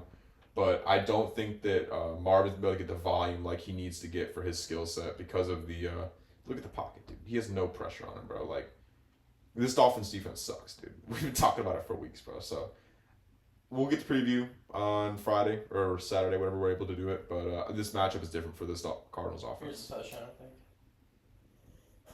But see what I'm saying? It's just these run away from the defense type of routes, which Marvin can do. But this is not his game. Like this is not what he does well. What he does well is quick area, the field, volume of receptions, and then you're able to play off that with double moves, back shoulders. Dot. You know, he's not going to be maximized in this offense. That's unfortunate because Marvin is a crazy talent. I think he's the most talented receiver in this draft. Well, yeah, that's why he went 4th overall. He can run every route in the route tree. I don't think he's going to be maximized with his offense though because of the QB and his height specifically. What a catch, man! It's because he's him. Marvin's a great player. That's a good throw too. He's just putting it outside of the defense and letting Marvin go get it. Okay, what else do you want him to do there? Nothing, because I think that Kyler is a good player. He's very talented. He's aware. But I think that the height is going to hold them back in certain games. Free rusher. Yes, I know. I know everything about it. I watched the game. Well, what are you talking about then? When he's playing against different defenses that are more talented and actually get after the QB, and you're throwing plays like that, that's not a consistent way to win an offense. Well, I'm not saying it is, but I'm talking about what happened in the game. Come on, man. But you see what I'm talking about? It's a lot of these crossing routes. That's not what Marvin does. That's what receivers like Darnell Mooney and speedier guys do. They catch and run off these crossing routes. I don't think that's a way that Marvin, that's not his skill set. Marvin's a quick a short area volume receiver that plays off of that with everything else like Devontae Adams did in his prime. He can do everything though. He can, but it's not his best skill set. I'm just saying, whatever position, you just have to get him the ball. I'm saying my thing is coming away from this game, I don't think he is going to be maximized because Kyler's skill set doesn't fit with the receiver that Marvin is with his skill set. They don't mesh well. I think as the season goes on, you're going to see this team kind of. I hope that Kyler and Marvin just get on the same wavelength and be like, hey, Stroud, the way Stroud and Nico did last year. You saw different QB though. Less mobile. He's as soon as the play breaks down, Stroud, where's Nico? Where's Nico? Kyler does that with McBride a bunch. Yeah. If he can get that trust with Marv, I think after this game, there are a bunch of throws where he made and Marvin made insane catches where it's all right, just in the back of your mind, that kind of messes with, that goes into your subconscious to be like, all right, Marvin's going to make a play for me. So next time I'm scrambling, where's Marvin? Where's Marvin? And then all of a sudden you'll see week 14, week 15, going into borderline playoff time, you'll see plays break down. Marvin's going to put his hand up and we're going to have an 80-yard touchdown. I'm telling you. There's a reason why this Cardinals team is inconsistent is because they won with those type of plays in this game. But when they go against better defenses and better teams, or just even a week where they don't connect on some of these passes, they're going to put up 14 points and get blown out because they can't string together drives and because they rely too much on special plays that Kyler does make. But this is the reason why this team is inconsistent is because they rely on the special too much and they don't have any consistent way to win an offense. All I'm saying is that's my takeaway from this game is the Cardinals rely too much on that. A-Chain, slasher, dude. He's the way he gets north and south and wins with his speed and just threatens the defense is super impressive. Dolphins, defense horrible. puts too much pressure on the offense. Mostert looked good getting in the end zone, got a nose for the goal line. I'm kind of worried about the Cardinals going forward. I'd be worried about them this week, brother. I'd be worried about them. The inconsistency there's a reason why it's inconsistent. I'm telling you. Cardinals are going to win the game Saturday. And I'm sorry to burst your bubble. It's all right. It's okay to admit it, all right? But Randy's slowly getting more mad as I keep talking. No, I'm not. I'm letting you talk, bro. Letting you talk. Pats, Jets, next game up. We spent like 80 hours. Go ahead and throw up the first offensive drive for the Jets. It's literally the epitome of everything that I've said about their entire season, what I previewed and said about them. Their first offensive possession is literally everything that's wrong with their offense.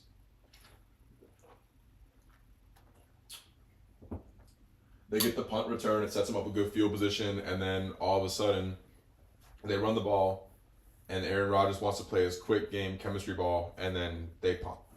You know, and it's literally, this is their offense, and it is because of Rodgers. Don't let anybody tell you otherwise. They don't run the ball. I think Braylon Allen out-touched Breece Hall in this game. Okay, they got the second angle of the punt or whatever. Because of the film angles, but it's... Good punt return. Xavier Gibson is a good punt returner. He's a pretty good special teamer. But he actually won the game for them against the Bills in week 1 last year. But this possession, though, from the Jets is everything that is wrong with the Jets right now. You can watch the plays as they play up on the screen, but it's... Oh. You're throwing it's the third down play specifically is the one that I really don't like. I think that they don't establish the run enough, and they've shown that they're running the ball good the past couple weeks. You know, it's like I don't understand why Breece Hall isn't getting more touches in this game, and it's like you've seen Rodgers' inability to move in the pocket. You've seen that these receivers don't win consistently for him. And you've seen that there's nothing else really that they do well in the passing game to where it's like, why are you not running the ball more and establishing, staying ahead of the sticks? Breeze. Then they run the ball here and they get a good gain. And it's like, okay, cool. You're on 3rd and 3. Run the ball again. If you don't get it, go for it. What do they decide to do after that? They run the Rodgers like patented slant flat combo that he runs where he throws away from the DB and throws it to Adams. Incomplete, and they're punting. You know, it's like you just get a great gain with Breece, and it's like they get away from the run, bro. Stay away from me, bro. There you go. This play right here. Was it with Adams? It's down on the bottom down here. I believe. Let me see. No, it was Breece.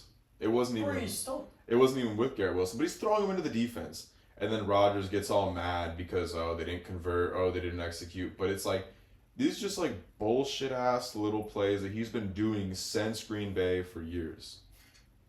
Like, look at this linebacker that comes in to kill 33. He's going to kill Breece. You know, and it's like, if he catches that ball, he's getting murdered. It's like, why are you not just running the ball? Just run the ball. Yeah. Is it they go for it on 4th down here too? Or is this a replay of the same play? Oh no, they got a flag. That's right. They were going to go for it and they got a flag for delay a game. Yeah. So that's exactly what I'm talking about. Yeah, that's what I remember. That's a pretty good epitome. I'm glad you brought that up. That's what I'm saying. That first drive of the game, it's Rodgers they run the ball well, and then Rodgers just wants to pass it.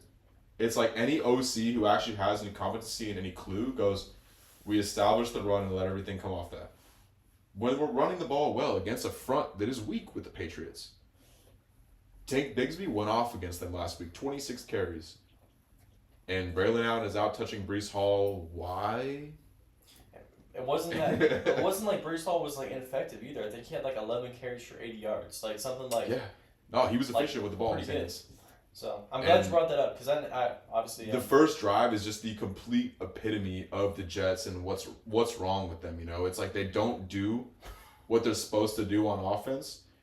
And I know everyone's gonna say, "Oh, well, Aaron Rodgers, like he can't do everything," but it's like it's Nathaniel Hackett and it's Rodgers, and I know they gave the OC play calling to somebody else.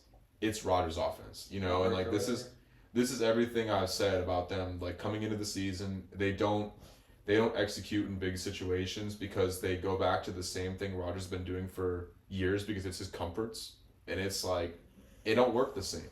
You need to run the ball more. They're not going to run the ball because Rodgers wants the ball in his hands. It's ego, chemistry ball. Especially in the goal line. Especially like in the red zone too. Yeah. Like it's you can pretty much bank on. They did it again. I think the ball is going to Adams.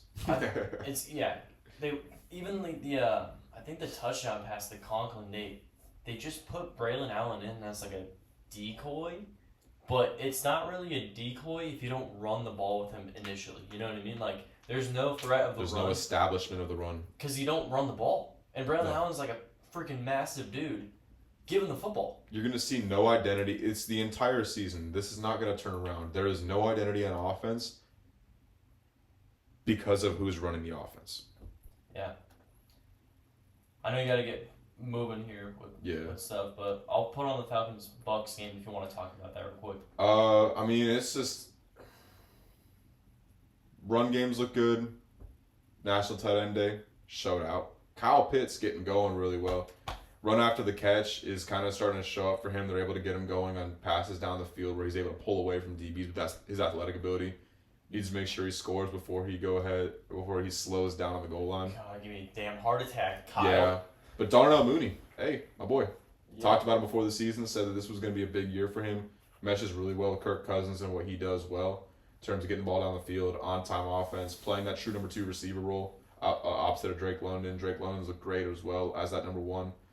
Size, contested catches, run after the catch, clutch on big downs for him. He is the ideal number 1 as well. He's playing really good in the season. Both these defenses, though, I mean, there's a reason why the scoring has been what it's been in both these games with these two teams. So, too bad Kirk Cousins can't play the Bucs every week because he'd probably be MVP if he did. Yeah. But it's Jesse Bates also as well. Absolute baller. Probably top 2-3 safety in the league right now. Him, Brian Branch, and maybe another. But Xavier McKinney as well. Top 3 safeties in the league maybe right now. 100%. So, yeah. Jesse Bates is a great player. I just say, though, Bucks, I think they really need to get a receiver just because you need to be able to threaten the defense more in the passing game. I know Cade Otton had a big game, but Cade Otton is not a physical mismatch. He's just kind of the... He's your boy Bates real quick. Yeah. Little punch out. This has like become his move. Yep. And he got it too. Yeah. Yeah. Sick play. And recovered. I was sick. Absolute baller. Yeah. But it's just this Bucks team though, I've been impressed by the way they've been able to run the ball, which is probably one of the most impressive surprises for me. I didn't think they'd be able to run the ball well. But it's Lucky. Just also too their inability to stop the run. Stop the run, stop the pass, get after QB. I don't know. I know they kind of let some of the edge players go in the offseason, but I just have been really underwhelmed by their ability to affect the QB as well. And Bijan started to get going a little bit, get in the end zone. I don't really see anything that's overwhelmingly impressive from him. I just think that this Falcons team has played some weaker teams over the past couple weeks, so I think this week they're playing the Cowboys. Game preview. We'll get into that, but I think this is a game they could lose as well. They're a team that is capable of losing any week because of the weakness on defense, the inability to get after the quarterback. They're just kind of a soft team overall, So, are they going to be around fringe playoffs? Yeah.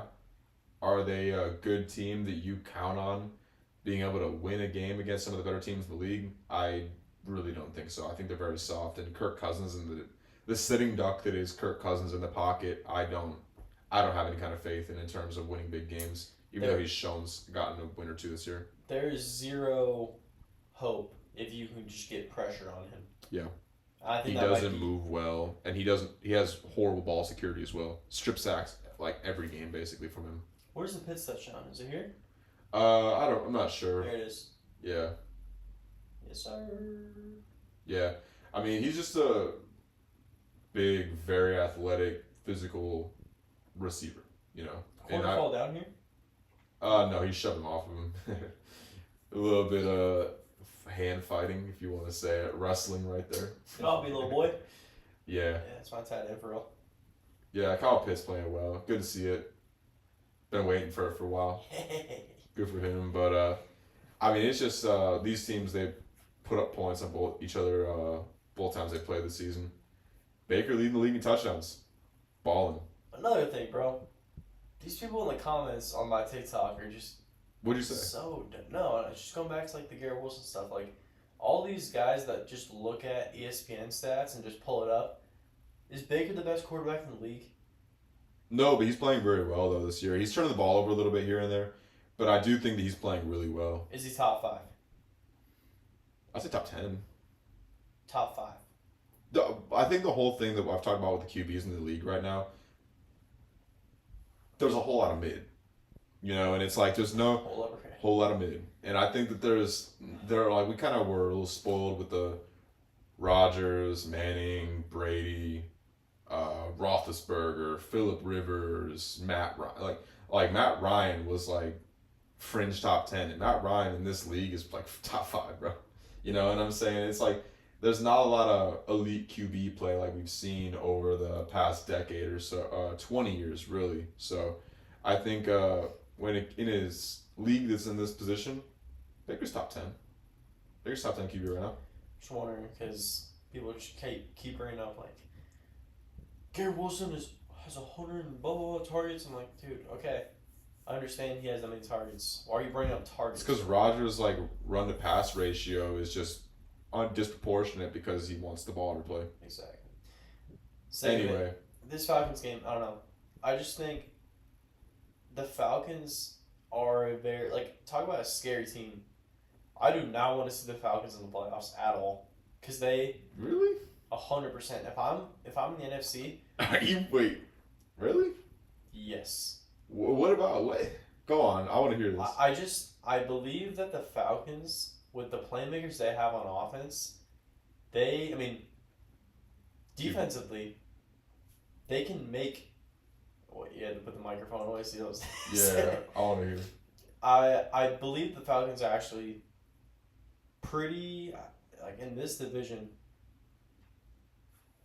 You have Falcons, who are gonna win the division now, for sure. They beat the Bucks twice. Panthers. Bryce Young's back. Oh my god. So, Falcons in the playoffs, bro. I'm telling you. Kirk, they're gonna host a playoff game. They're gonna lose to the Cowboys this week. I don't believe that. I don't believe that.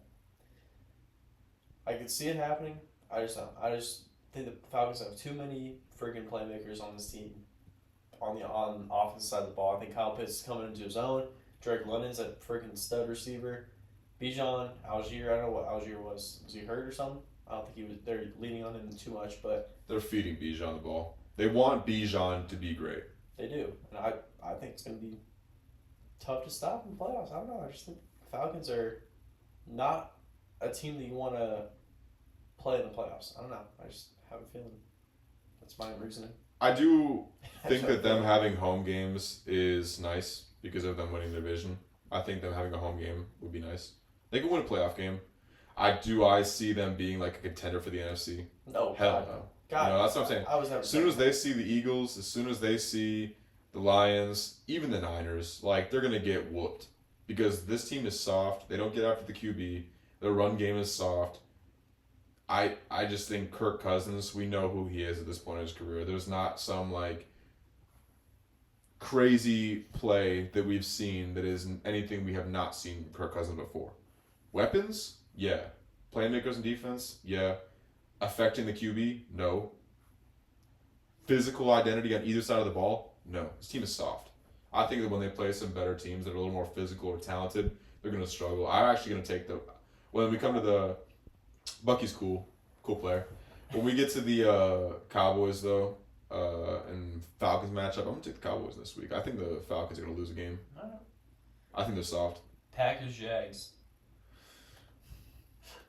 Jordan Love continuing to turn the ball over, bro. Defense good, get away with it. Lucky they're playing the Jags. Could have lost this game. Can he have another pick? Crazy. Ball hawk. Jags just don't do enough things well to win many games. Talented team. But I don't really know what to say about the Jaguars. Talk Bro. I about mean, they just just kind of mid, are bro. who we. Just mid, bro. Extremely mid. Extremely mid. Like- a little below mid. I think, in my opinion, the Falcons are mid, bro. This team is like a little below mid. I think Falcons a little above mid. Seems a little below mid. I think there's levels of mid. There's really like This I is said, a little below mid, like I think. Chiefs. I think Chiefs are like the standard, right? Chiefs and who else? Like Texans, Ravens, Bills, Lions, Eagles, maybe. Eagles. Maybe you put up like an A minus, and then all these other teams, like you said, there's a little drop off. Like everyone else below that is like B. I mean, we got some like high B teams, like the Cardinals. the Packers. I think the Packers are in that tier. Like a B plus. The Packers, the Steelers. Trying to think off the top of my head, but I was surprised the Packers didn't work with the interior run game more. They I know like Matt LaFleur does this whole outside zone thing, and they run off that as well. Yeah. But I mean, just the weakness that is inside this this Jaguars deep run defense with like the soft interior they have with the D tackles and the linebackers. I know Lukum was back this week, but it's like, dude, they're just trying to run outside, and it's playing right into the Jags' strength of speed with the edge defenders and just letting guys flow to the ball. The Packers should have had more success this game. You see, like, they're running the ball inside. Like, there's just gaps, bro. Like, this Jags defense on the inside is one of the softest in the league. And it's like they kept running all this outside zone and just played right into the Jags' strength. It was kind of weird to me, this game. We saw the spread coming into this game. It was -4 for the Packers. Jags end up covering that. And it's like, we saw the spread and we're like, something's kind of suspect about this game, so we didn't trust why the spread was what it was. But Jordan Love turned the ball over. The outside zone playing into the Jags' strengths a bit. Packers defense is good, but just their ability on offense to just go head on and attack teams. I think they're a very East and West team, it looks like, on offense. So against faster defenses that flow to the ball, they might struggle a little bit. We'll see as the season goes on, though. But I think like they're in that kind of Steelers tier for me, where it's not one of the best teams in the league, but they're kind of like Steelers, where they're going to win games. They're going to hang tough with some of the better teams, but I don't know if Jordan Love turned the ball over. Their inability to go just like one-on-one, blow teams off the ball, and defensively, they don't execute as well to like get takeaways. Xavier McKinney's awesome. But outside of that, not a lot of guys are making plays, and they keep getting banged up with like Jair and others as well. So, I don't know. This Packers team, they're kind of like the Steelers right now to me, where they win games, but they're not pretty, Yeah, they're not. And they're kind of overachieving a little on offense because of coaching, Coaching. It just comes down to coaching. Like, LaFleur has proven that he's probably, definitely top 3, maybe like top 2 play caller in the league. He's up there. Everything that guy draws up, like with Love going down and you game planning an entire scheme and Malik plan Willis around- is fun to watch, man. He's super sick, athletic. But that was not the quarterback they were going to the week with, you know what I mean? I'm still so surprised they don't have packages for him, To not have packages for Malik Willis with everything he's shown athletically, where you got him for free on his rookie deal still, how are you not having packages with him on the field just in QB run game? Like short yardage, goal line type stuff. Like, they struggle to put the ball in the end zone in this game. Like, how do you not have packages for Malik Willis? Still kind of baffles me right now, bro, because I'm like, he brings a complete dynamic to the offense that Jordan Love doesn't. And with Jordan Love getting banged up, like, I don't know. I've been saying this for like since I saw Malik Willis play for those first 2 games, that I'm kind of surprised they're not having packages on offense for him, like a Taysom Hill type role. They're not. He's not like built like Taysom though. He's not gonna like truck. But you got him for free. You got him for a 7th round pick on his rookie deal, where he's shown that he's protecting the ball, bro. Why not give him some packages? I'm surprised by that. I think it would bring an element to this offense that they're kind of missing. Like, like the Niners, They got all these different players. They get the ball in their hands because they show defense different looks. They give them stuff to prepare for, you know. I think that they would kind of bring a different element to this Packers offense. I think they might be missing a little bit. I don't know.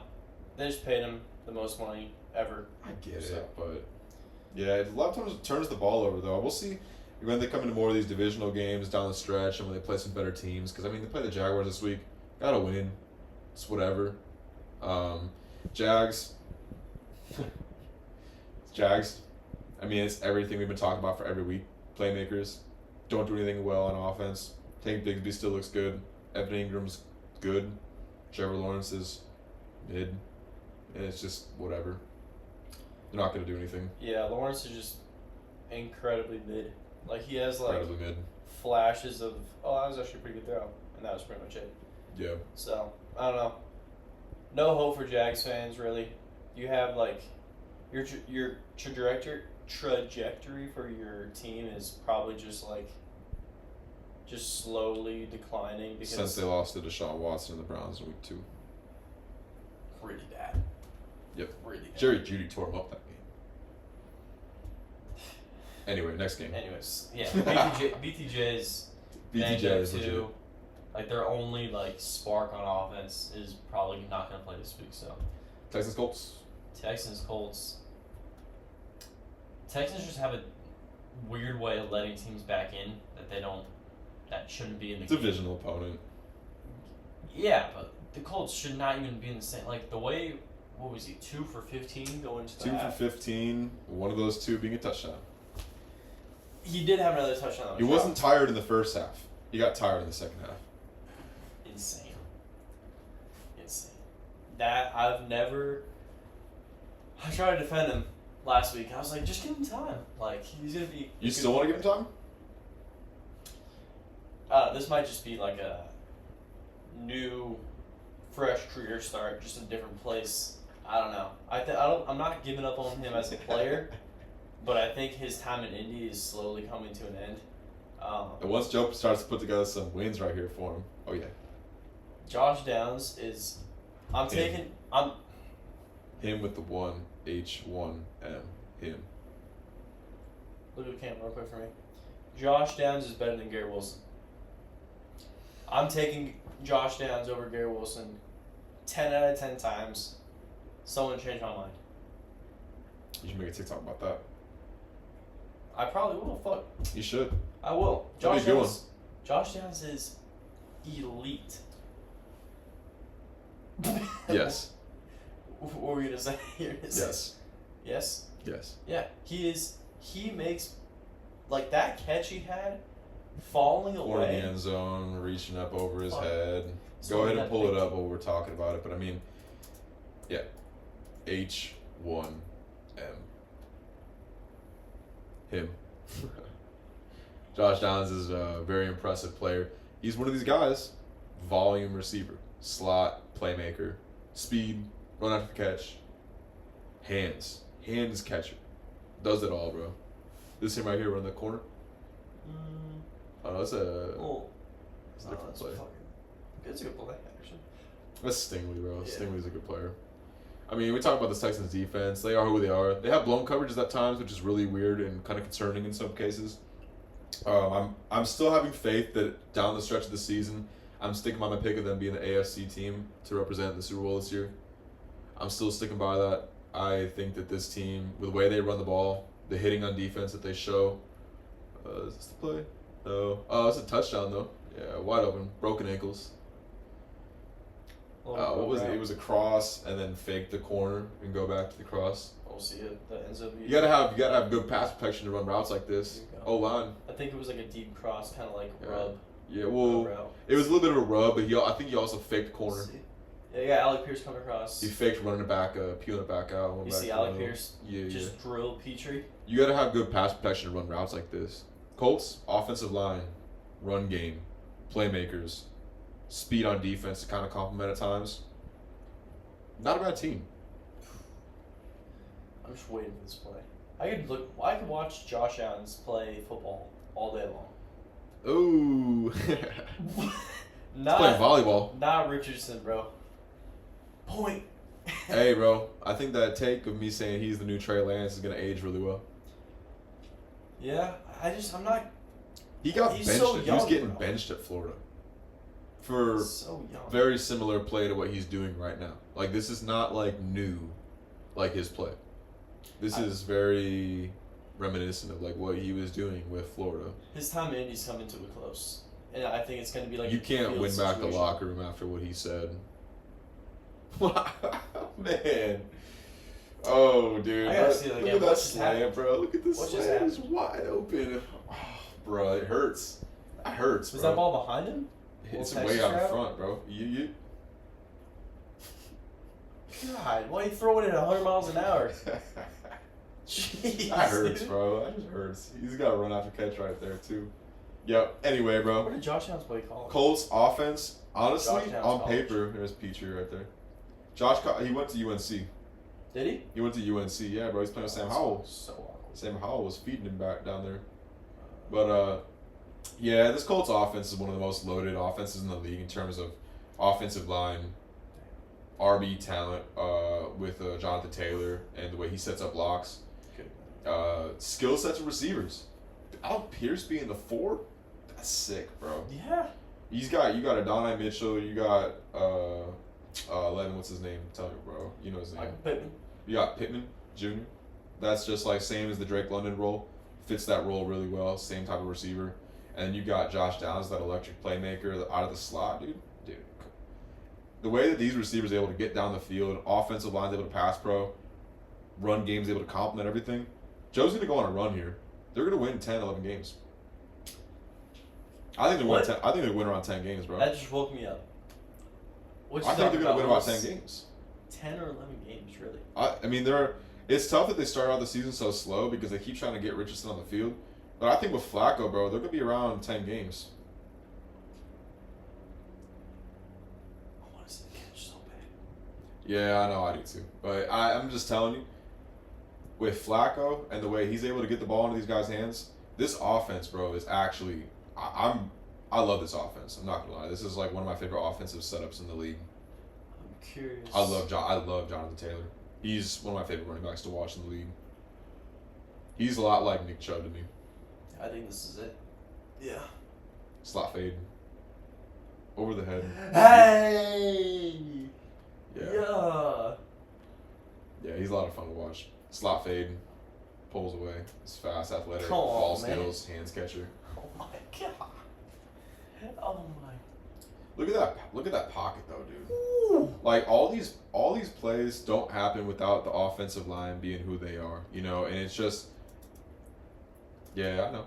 Oh my Great play. gosh. Y'all see that? Oh Go my. back and show them the pocket though too, bro. Show them the pocket in this pass pro with this O-line. This is one of the better pass rushes in the league. Like they're rushing 5, 6. You just step up. I mean, Look at that pocket. When he just steps up. Look at this.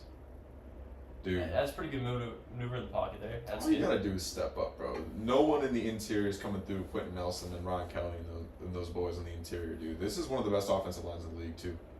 With the run game, too, to complement everything with the skill sets. Come on, dude. Joe Flacco's gonna go on a run here, bro. Just like he did last year with the Browns. I wish they had a better defense, honestly. Hopefully DeForest Buckner comes back for him. But let's get on to the next game. Yeah. Bro. Texans, they'll be fine. They won a game. Should have been a wider score between the two. But I Saints don't know. They Chargers. keep playing down to these divisional opponents. Saints, Chargers. Oh, gosh. Yeah, this game is ugly. We'll talk about it for about a Uh, minute and a half. Derek Carr's coming back. Yee. Spencer Rattler. Benched? Go Pinnacle. Benched? You got benched for Hayner? It's just, you look at this Saints team, and it's just injuries ravage the season. I'm hoping that, what's that, Loki? I'm hoping that we can see, what's his name? The OC, Clint Kubiak, string together some games with Carr back in the field, because, I mean, he started out the season so hot. Interior O-line fell apart. Playmakers got banged up. Olave had a good game, though. It's just this Saints team. They are not doing anything well right now. They're looking like one of the bottom teams in the league, like we projected before the season. And after they started the season hot, it's just all falling apart for them. And Chargers, retool year, getting some wins, establishing a culture, need to get younger across the board. Guys like McConkey stepping up is good to see. Dobbins still getting fed. Is he a piece going forward for them? Should be rotational. Shouldn't be getting the touches he's getting. Not a bad player though, but it's just I don't know in terms of this game. It's just whatever. Neither of these teams is going to be in it. I don't care what everybody says about John Harbaugh, and this. I think Herbert's playing better. He's playing good. He's playing good. I thought he'd been playing good for the past 3 weeks now. He's looking like he's healthy again, which is a great sight to see for them. But I just think that in terms of this season outlook, they don't have the skill position players to be able to hang with some of the better teams in the league, and they're going to try to make these games close, control the clock, do what all these teams do with extending possessions and drives. But I just don't see that that was a great throw. Yeah. But just extending the drives and trying to play ball control, but they don't have the talent to go score for score with a lot of teams in the league right now. Did you hear the rumors that they're trying to trade Joshua Palmer? Who cares? No, I mean, my opinion, yeah. Obviously, I could care less about the Chargers, but like, Josh Palmer's mid. they're already down skill guys. Josh Palmer had an insane catch this game. They're all about that old line and run game. Dude, they need a big guy on the outside that's like a true like. I'm trying to think. Like a Mike Williams. No, I know you're getting at, but like talk about like next year in the draft. I'm trying to think of like a receiver coming out that I can like picture. I don't know who I could see like in the Chargers. Maybe that guy from Arizona. He should go to a team like the Rams. I would love to see him with like a Sean McVay. That'd be so much fun to watch. He needs to go to one of those OCs who knows how to get guys going in the slot like they did with Kupp and Nakua and what they wanted to do with Brock Bowers, trying to trade up for him in the draft. But this Chargers team, they're just establishing a culture, establishing a new team identity. Herbert's playing well, getting wins, which you want to see. But it's just we're about 2 years away from them being in terms of contention. Saints team, they're staring a full rebuild in the face this offseason. Maybe until they go reload and spend all their draft capital, and they're right back to this next year. Teams that have to commit to the rebuild or not. There's no half-ass like, oh, I'm gonna dip my toe into the rebuild. You got to blow this team up. There's too many vets. They had their opportunity this season, and they just, as soon as that Chiefs loss happened, everything's been downhill since. You are just asking to be a generationally mid team if you don't just commit to the rebuild. You're gonna have, sorry, New Orleans fans, you're gonna have like a 3-4 win year to get back on track. I want to see them fire Dennis Allen to give Clint Kubiak a run with a head coach as a head coach. I love that. I want to see them fire Dennis Allen just so they can give Clint Kubiak a run as a head coach and see what he's got and see if they want to roll with him going forward. Because obviously he's got his dad to be able to lean on in terms of experience of head coaching, and he's seen it before firsthand with like being so close to his father. So I would love to see if what Clint Kubiak's got for in terms of a head coaching role. Because I know he started out the season hot, we got a rough sense. Injuries, I think, just have ravaged this team. They got the Panthers this week. It's a get right game for them. We'll see as the season goes on, but I do think that I'd love to see Dennis Allen get fired just so they can give Clint Kubiak a trial run at head coach. Yeah, and that's always, that franchise guy talks about it a bunch. Like, the offensive head coach is usually, like, unless you're Cliff Kingsbury, he's, like, the only exception. And you have a guy like Ben Johnson's so sought after because he has like that offensive mastermind. McVay set the precedence of what an offensive head coach can do for a team. Yeah, Shanahan, LaFleur, McVay, Andy Reid, obviously. Andy Reid, yeah. It's just these offensive head coaches that can call plays and also fill the head coaching role are just so sought after because of the stability they bring to an organization. And you're thinking about like Ravens. Who's the Ravens play caller? I'm blanking on the name. I don't know the name either. It's I don't know the name off the top of my head, but like Bobby Slovic for the Texans, like Joe Brady for the Bills. Like, I know all these guys are OCs because they are good play callers. You know what I mean? Like, that's the difference. Because even if you don't have a defensive minded head coach, you have a really good OC. So it just starts with the play calling on offense, and that kind of dictates the kind of just the competency. Like I really like that Kubiak take because I want to see them give him a run. give him the reins. What does Dennis Allen do besides stand on there with the headset, act like he's the head coach? He's been in the organization for years. They love continuity. I don't give a fuck about continuity. Look where it's getting him. Fucking brutal. I know. It's just if they lose to the Panthers, it should be a firing. It should be. Firing. If they This is a get right game for them next week, but Yeah. in terms of just this game that we watched on the field, it's like the Saints are just in a spiral right now, and the Yeah. Chargers are reestablishing the culture. And going forward, we're just kind of waiting until next offseason when both these teams can really start to formulate who they want to be in the future. yeah, I'm done with that game. Yeah, Bills Seahawks. Bills dominate. Seahawks are soft in both sides of the ball in the trenches. What do they do well? They don't run the ball. They don't stop the pass. They don't stop the run. Rain or not, Bills dominate. Rain or shine. Rain or shine, Bills dominate. Yeah. Bills are just that much better. Damn. Bills are just that much better. I think. There's a gap. Well, did DK This play? Seahawks team is in the mid. It's in the mid Did DK of play the or not? league. No. Yeah, I don't think it would have mattered. This defense of the Bills is just way overachieving what we expected coming into the season because they let so many veterans go, but they've been drafting and developing. And Sean McDermott establishes stability. I'm not going to acknowledge that. Sean McDermott establishes ability. Establishes. Bro, you're fucking me up now. Look at this, bro. You need to chill out with this spilling water, dog. Sean McDermott's ability to establish consistent defensive competency with stopping the run fairly well, aside from when they play the Ravens, to be able to keep everything in front of them, not have blown coverages, and just to draft and develop and let guys sit and be play together for years at a time so that there's a sense of chemistry in the secondary. I think it's just evident of why they're playing so well. These guys have played together for years. They've been drafted together. And I think that the Bills organization is just a sound organization through and throughout. So defense has been the biggest surprise for me this year. Christian Benford's been awesome. Their linebacker, whoever the fuck 43 is, bro. Dude's been balling this year. I don't even know who he is, bro. He's a captain for them. Andreessen or whatever? No. Who's the other guy? I don't know his name, dude, but 43, the linebacker for them, he's just been super impressive this year.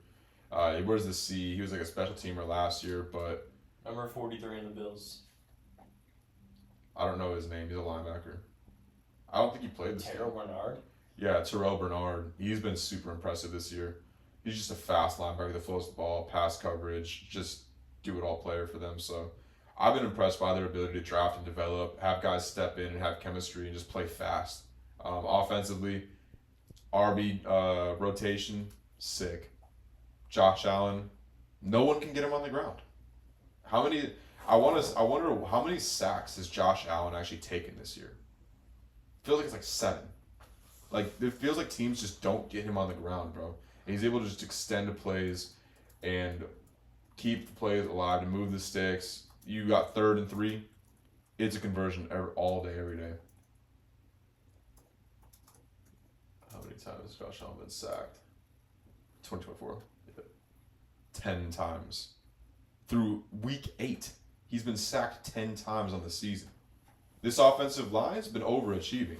But also, too, Josh Allen just keeping every play alive the way he does. I think this is his MVP season. I know Lamar's up there, but I think the Bills are going to be right in it for the AFC this year as well with the way Josh is playing. It just comes down to them losing that game. I think if you go head-to-head and it comes down to like a similar season outlook, they're probably going to give it to Lamar just based on head-to-head and that performance. Or they don't. Or the NFL, because MVP award is just so, like, awards these days are just such BS, political, oh, freaking, it's like when MJ was winning MVPs back-to-back. They're like, oh, well, I guess we have to give it to freaking somebody else. Barkley or whatever, you know what I mean? So, Barkley had a hell of a year that year, but he didn't deserve it over MJ. Think about that, though, dude. He's been sacked 10 times through 8 games. Yeah. Have they had a bye week yet? I think so. No, actually, I I'm not sure off the top of my head, but dude, either way, 7 or 8 games to get sacked 10 times, that's gonna be like top of the league in terms of pass protection and ability to stay alive, keeps plays alive. You know, there's a reason why they're so tough to stop right now on offense. This offensive line and Josh Allen, the combination of the two, sick. Bro, Keon Coleman head topping. That was. He's an athletic dude who makes plays one-on-one. You can show that play, but it's just,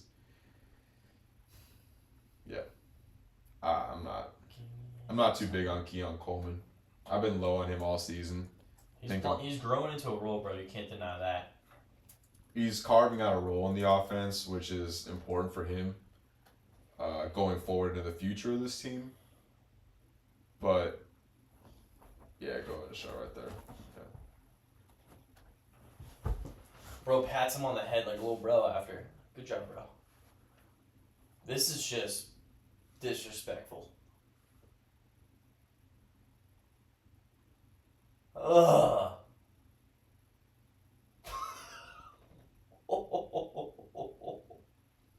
I love like the Bro. fade routes to big receivers is probably like one of my favorite plays in football, because I feel like it's such a simple thing that you do in the red zone when you have a physical receiver. Keon Coleman's a physical receiver. Give him that. Skill wise, I don't really see it in his game. Physicality though, like I'll give him that. He's a physical receiver. If someone's doing that to me mid-game, we're fighting right there. If someone comes over me, is about to get the ball to me, and goes like, "Good job, bro," after head topping me, if you did that to me already, we'd have to fight. Really, I'm being ass. Don't overplay flag or two-hand, bro. No, I'm with you. I think this Bills team is just different. Yeah. With or without DK. O-line, defensive competency. Excuse me. Yeah, Bills are. I mean, when they get Amari Cooper integrated in this offense, I think he played only 20% of the offensive snaps. When they get him actually going, familiar with the They offense. didn't even need him this game. Yeah, it was. They got up big and just never looked back. But for the Seahawks, 3-0 to start the year. What are they? 3-4 now. Broncos, Patriots. Don't remember who the third was. It was boo-boo cheek teams to start the season. Who was? And I was telling people about that they were getting favored by way too many points in some of these games. I don't remember who the third win was that they had on the season, but they started the season playing like really bad teams and squeaking out wins, and it's just starting to catch up to them. They don't do anything well. Trenches, soft, both sides of the ball. No identity on offense. DK Metcalf creates a lot of big plays for him. One of the best receivers in the league. Physical mismatch for everybody he goes against. But Kenneth Walker, they can't establish any run game because the offensive line is so bad, bro. Every single week, when they go against any competency on defense and they're not playing the Falcons, who can't get after QB or stop anything, every single week you are going to see the Seahawks be just bullied offensively. Geno Smith is fighting for his life, getting stepped on by the center, trying to hand the ball off on fourth down. It's just disgusting what this offensive line is putting out there. Let's see. There was one play here where the play is completely dead and Kenny just has to fight and do something to get the play. It's like every play is like that for him, bro. There was a 17-yard. I don't know. It was insane. Obviously not here. Maybe here? No. There's just nowhere. He tries to bounce it outside and there's nowhere to go. But this is the issue, though, is their interior and right side of the O-line is just gotta be some of the worst in the league. Look at this, bro. Where is Kenny supposed to go? Dude, hit the hole, bro. Yeah. I'm telling you, though, this team, whenever they go, that's why the Broncos gave them a game in week 1, is because the Broncos have a good defensive front.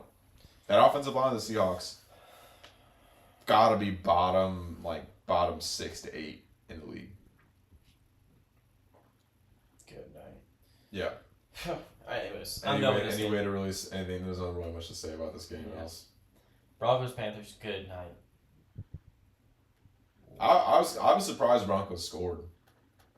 Or the Panthers scored. The Panthers scored, my bad. I was pretty surprised at the Panthers. Sean Payton's a dickhead. What did he do? He just whoa, chill. Why is he a dickhead? What did he do? They're up 28-7, and he's pulling out like trick plays on the last drive of the game. Did you see that? No. Bro, I know it wasn't probably on your top of your priority list of watching the Broncos up 28-7, but No, I saw the first half and I was like, yeah, that's about right. there was a double move or like a little trick play deep into the fourth quarter where they're up 28-7, like Cortland Sutton's on the field with 2 minutes left. Like, not that I wish anyone get injured, but like for someone to go down there, and that would be completely on Sean Payton trying to run up the score. I thought this was the best game of Bryce Young's season so far. Being like non-hater, like I actually think this is the best he's looked all season. Jalen Coker. What you know about Jalen Coker? At a Holy Cross. Shout out Holy Cross in Worcester, Mass. You know that? I don't know if you know. Are you being serious? Yeah. What about him? Insane. Like, it just sucks that he's on the Panthers. You can pull the tape. Hold on. Let's see here. I mean, maybe you're gonna like show me something that I mean, I don't even know who Coker is, bro. I don't really care. This Panthers team is ass. Probably one of the worst teams I've ever seen. They just traded away Deontay Johnson. Let's see here. A little out and up. All right. Good catch. Yeah. I like to see it from this angle. He looked pretty close to the sideline. Good throw. Good catch. I was honestly surprised the Broncos didn't get after Bryce more. That's a great catch. Nice. Yeah. Good catch. Nice. I swear. 28-7. 28-7 at the end of the game, and the Panthers score garbage time 28-14. Who cares? Spread covered. Lock of the week. Doom. Easy money. I mean, every single team dog walks this Panthers team. There's nothing to talk about with this Panthers team. They are ravaged on both sides of the ball, whether it's injuries, trading pieces away, Brian Burns, Deontay Johnson, injuries everywhere. Just like Bryce Young sucks. Like it's just I'm sorry if any Panthers fans listen to this. You probably don't even listen to podcasts right now because you've already found other hobbies at this point in the season because there's nothing to watch for. But I mean, It's real. next game. Yeah. I took it upon myself to just be like, yeah. They've already found other hobbies at this point in the season. They're not watching this team. Yeah. Loki even knows how bad the Panthers are. Right, Loki? Terrible. Raiders. Chiefs Made Raiders. it close. Got a pick off Mahomes and had the ball at about the 4-yard line and decided to take one of the worst run games in the league and smash it against a brick wall 3 times, and then Gardner got sacked, I think. And then they lost by 7. So Chiefs do what they've done all season where they just squeak out close wins, win ugly. Do they do anything well? Situational football. They get after the QB. They move him. They hit the quarterback. Impressed by the defense. Yeah. I don't really have much to say about this game either, just personally. It's the Chiefs are just the exact same thing they are every single week. There's nothing coming that you don't already know, and they just execute better than you. Yeah. Talk about if Eberflus wants to watch execution on display, it's the Chiefs week in and week out. They're not blowing teams out. They're not. No. Nothing about this team is like wowing. Also, our DeAndre Hopkins drop prediction, incorrect. I don't know. We talked about it last pod. Did a little bit. Hopkins is just going to be a bigger part. He's going to be a role player for him, just like how Keenan Allen is for the Bears. Be like situational football, role plays. They just have situational football pieces all over the team. It's just veterans that they can go to at certain points of the game, short yardage when they need a touchdown, one-on-one winner. They're not going to do anything flashy. They're going to win ugly, be a defensive football team. They're going to win 12 games. Yeah. They're in a soft division. Can't stand them. They're playing Bo Nix, the Chargers retooling year, and the Raiders with Gardner Minshew trading for signing Desmond Ridder. They're going to win 12, 13 games. Yeah. They're going to go 6-0 in the division probably. Maybe 5-1 if the Broncos can get them once. The However, Broncos will get them once. I'm going to bring up a baseball analogy. Yep. For you guys that watched MLB this year, D-backs peaked in July and August. They were playing their best baseball middle of the season, right? I pray that the Chiefs' lack of good play, honestly. They're not playing great football. I hope that bites them in the ass later in the season and into the playoffs.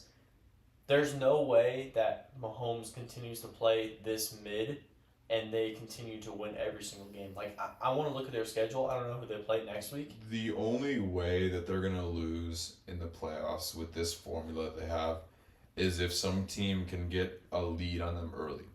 You have to get a multiple possession lead, not 2 possession. You have to get a 3 possession lead in the first half on them. And then have a good run game. And you can maybe pull out a win on them. You have to get a lead. If you play a close game on them, they will out-execute you in the crucial moments of the game, on third down, in the red zone, and they are going to go ahead and win by 3 points, 2 points, 1 point. They're going to play to win the game, just like the Patriots used to do with Brady for years. They're doing the exact same shit. Alex Smith went on Good Morning America football or whatever, Good Morning Football or whatever. Yeah. And had the take that Mahomes is playing his best football that he's ever played because he's doing it with less talent. And there's just so much. Who the fuck am I to disagree with Alex Smith, right? But I'm going to disagree with him because I don't think that's even remotely accurate. I get you freaking raised them like a kid. Like, I get the whole dynamic of that situation over there. But you cannot convince me that Mahomes is playing his best football of his career because Rashid Rice went down. Isaiah Pacheco went down. Like, I understand that they're winning football games. It's not thanks to Mahomes. That's just looking at QB win percentage and making that the stat that matters for them. Yes, QBs play a big factor in what the outcome of the game is. He's playing well on third down. He's playing well in situations. Is he playing good football down to down? No. The best of his career is a crazy statement. That's just people looking at wins by QB and making that a stat that is representation of play. And I mean, QB play does impact wins heavily, but to say that they are winning because of Mahomes, no. This is the Chiefs' machine of them switching over to a defensive football team last year and just executing well in situational football because they're better prepared than you. Exactly. And that's it. They added another piece in their pass rush with Josh Uche out of Patriots. Yeah, I saw that. They gave up pretty much nothing. It was like a 6th-round pick. Dude. That's like a...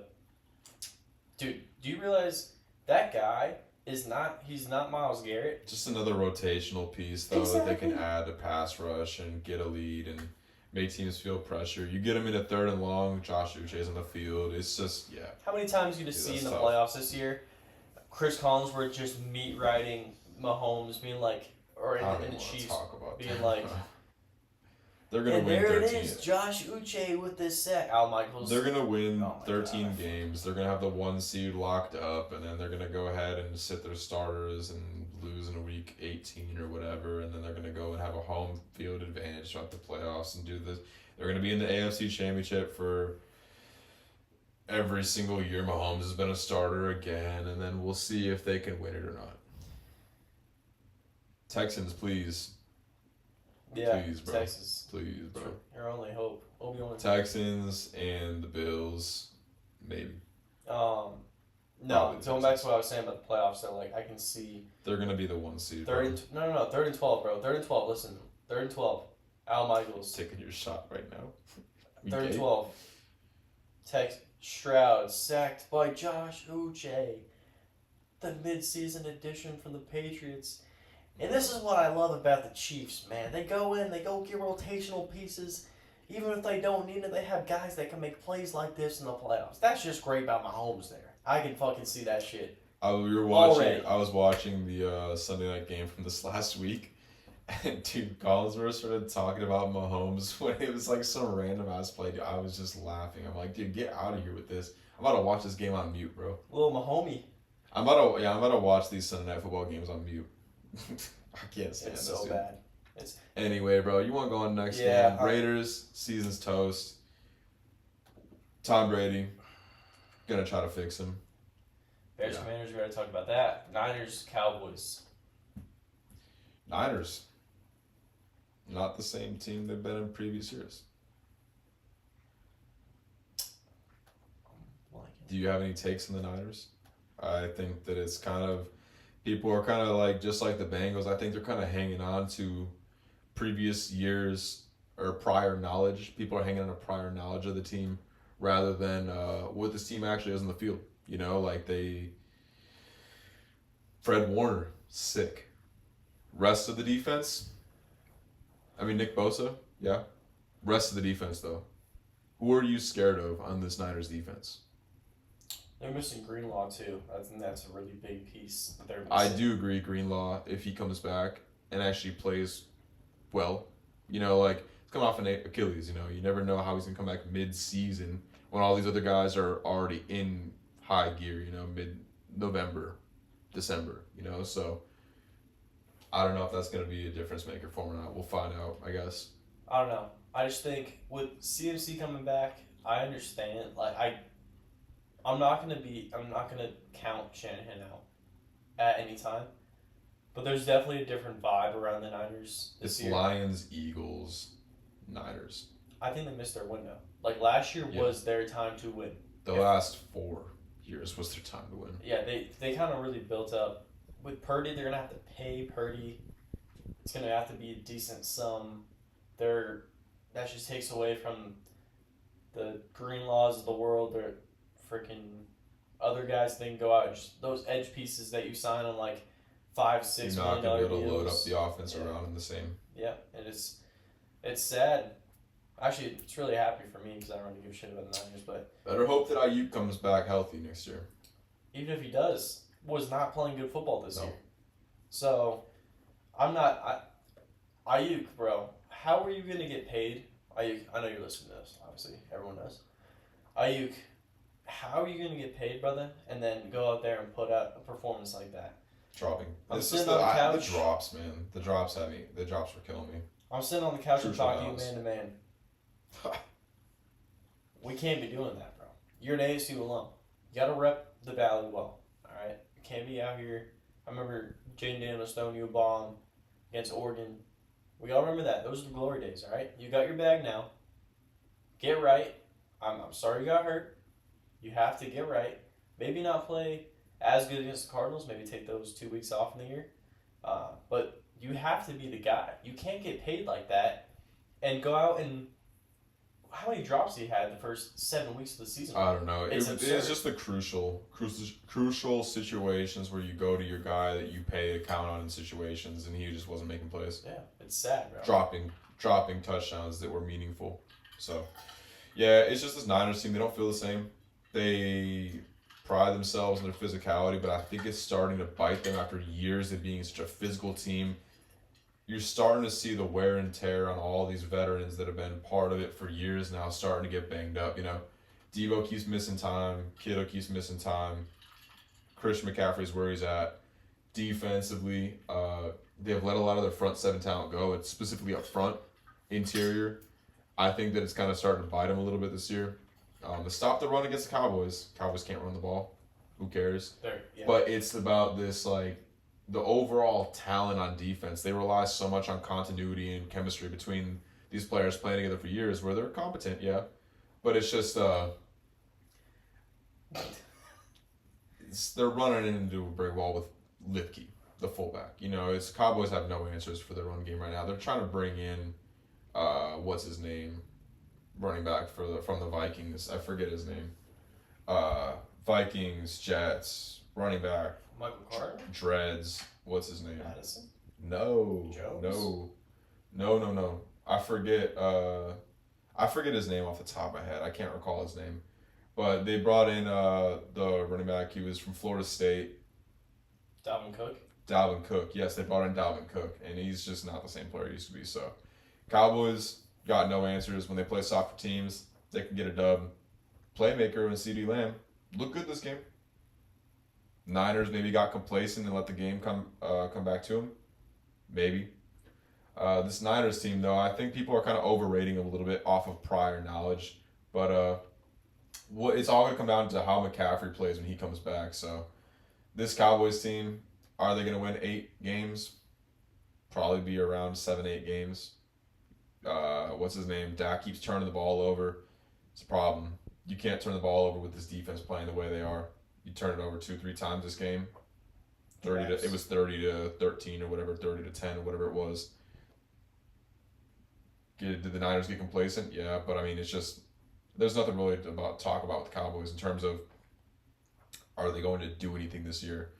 Yeah, they're going to get back Micah Parsons at some point. I think he's going to get traded in the offseason. I'm pretty in on that he's going to get moved. I don't know where, but they need picks to be able to rebuild this team and get young again because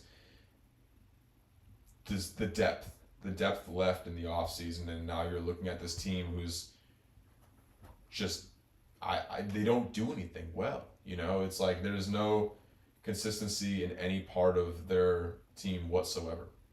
Yeah. The Cowboys are just I truly believe that would be a great play. Jerry Jones is never going to do that. You know why? They didn't pay him. I think there's a reason why they didn't pay him. I think edge rushers too. Like I have this take that I think edge rushers are one of the best pieces to move after towards the end of a rookie deal, because you get great play out of them early because they want that deal. They get highly paid by somebody else who really wants the edge rusher, number 1, number 2. You move them, you get really good picks back in return after you drafted him 13th overall. You get 2 firsts for him. Yeah, you don't have to pay him. You get 2 first-round picks out of it, maybe more. You know, like that's a good deal for the Cowboys, I think. Especially if they're already so bad in so many other areas of the field. I think they're going to move him. I'm pretty sold on that. They're not an edge rusher away. This team is just lacking in depth all over the board.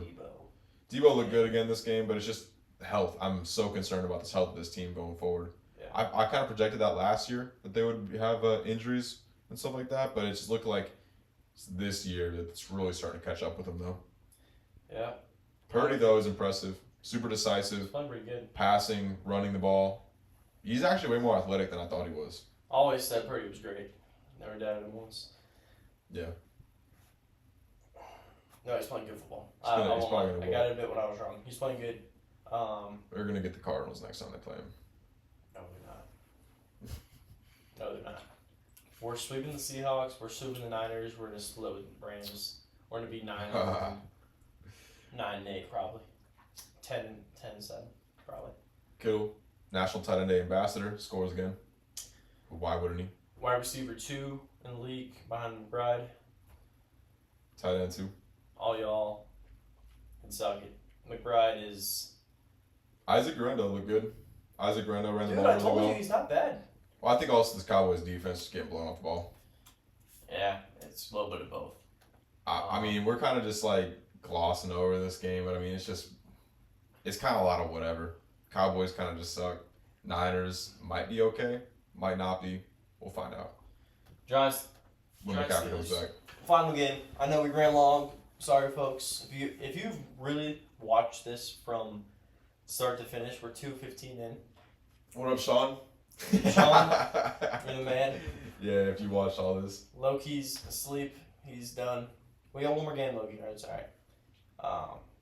Yeah, I picked the Giants. I thought they could probably just get Neighbors involved more. Didn't.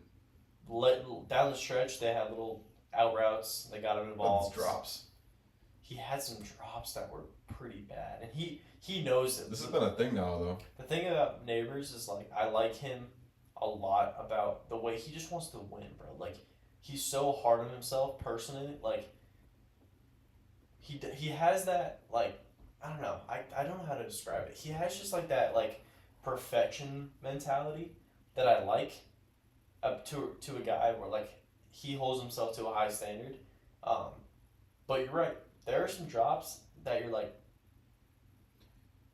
He makes the special plays, but he makes the easy plays look hard sometimes. I think this is a when I talk about the whole Allen Robinson trajectory type of deal, this is a receiver. I know this is rookie season. Whoa. This is a type of receiver though that can get broken by the QB and the team around him. You know, especially being so young. I think he's extremely talented. I wish that he had a more competent QB to be able to get him the ball. And Brian Burns, fucking animal, dude. Yeah, that defensive front of the Giants is going to keep them around in some games all season with the way they play on offense. The whole ball control thing, we talked about it, talked about it for weeks. They do the same thing the Chiefs do, just nowhere near as good because the QB is not good. They do the same thing the Chiefs do, just nowhere near as good. But yeah, I worry about Malik Neighbors though in terms of like career outlook because this is a receiver that I've talked about it. Like when they play with bad QBs for a while and they're not able to run the full route tree, they're not able to run on time offenses. They forget how to do it. They forget how to be themselves. And he's got some drops in there, yeah. There was a clip I saw. It was of Joe Shane, the GM, talking on the Hard Knocks thing. It was funny. They were talking about the letting Saquon go, and they were like, Joe Shane, the one of these guys was debating with it. Was like, dude, like all these touchdowns, the identity of our offense, like everything, they were letting that go with Saquon. And he's like, we're not paying $40 million for our QB and then paying $12 million to hand it off to a running back. Meaning, he's like, yeah, we're in on Daniel Jones. Chirp, chirp. Chirp, chirp. Giant fans, I feel so bad. I don't even know. Yeah. I don't even Danny know. Dimes, Villa Vic. Not it. I mean, it's just, dude, the pick to end the game was just like, dude, it was just so Daniel Jones. And it was just like you were waiting for it to happen. And just the way he just like sits back in the pocket and just, him and Kirk Cousins got that sitting duck in them where they just sit there, ball security, just getting like, you tap them and they're like, and then the ball's out. It's like, dude, consistently strip sack. Dude, there's very few QBs. It's like the Mike Glennon type of deal. Mike Glennon was like this too, bro. Mike Glennon, Daniel Jones, Kirk Cousins. Kirk Cousins a little more proven. They all got that sit and duck in them though, where the defense comes through. You got a guy like TJ Watt, ball is out. Daniel Jones has no spatial awareness to him Zero. at all. Zero, bro. I could be with a freaking gun to the back of this dude's head, and he'd take 5 seconds to turn around and be like, "Oh, what? What are you doing? What are you doing?" He has no pocket feel at all. He's probably the most embarrassing. Like, Kyler has this little instinct in him where he can feel, like, no diddy, myself pause here. Feel a dude coming down, like, hard. You know what I mean? Like, from I don't know what you mean, bro. Elaborate. Elaborate, bro. When a DN's coming hard, boss. Elaborate, bro. When a DN gets to the line and is barreling down on you, alright? Who did he? Alright? You just need to stop, bro. You can feel, like, you can feel it. Bro. Kyler. Yo, shut the fuck bro, up. Kyler can feel it. What are you saying, bro? Kyler can sense a guy barreling down him. Alright? Stop. You're making it weird, bro. You're making it weird. You did this to yourself. Daniel Jones has no Daniel awareness. Jones is like when you play in Madden and you go in franchise mode and there's like that late round QB that's like the auto generated guy that's like a 70 overall with normal development and he just never does anything. Like that's Daniel Jones basically. What in the world? I don't know. All people who play Madden out there know what I'm talking about. I was a big franchise mode guy and like he's just the auto generated QB that's just perpetually mid that gets drafted in the first round that for whatever reason. I will say there are a few throws I was like, it's actually a pretty good throw, Danny. It's actually a pretty good throw. There was a couple in cuts where he stood in the pocket. There's a lot of QBs in the NFL that do the exact same thing, bro. Exactly. It's like, it's almost... There's nothing about him that there's nothing to build off of. It's almost like him doing the simple stuff is like, dude. Wow. Yeah. Like You're it's impressed when he does the simple QB play Yeah. type of can't think of the word off the top of my head. When he's actually executing on offense, and it's very simple QB plays. You're like, wow, good play, Danny. You know, it's just, dude stares at his first read. If his first read's not there, he is sacked or the ball's incomplete. It's just, dude, there is nothing to build off of with Daniel Jones. And what are you gonna do? Bench him? Nope. You move off him after the year, and if you don't, you're fired. Dabble, I love him as coach. They're not gonna. He's moved off of after this season. They said it's about Daniel Jones this year.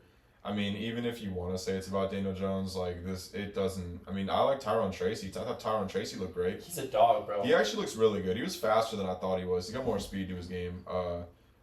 Too bad he got concussed at the end of the game. That was a tough hit by Cam Hayward, but I thought Malik Neighbors looked great. Needs to fix the drops. They have to get a competent QB in here to salvage him.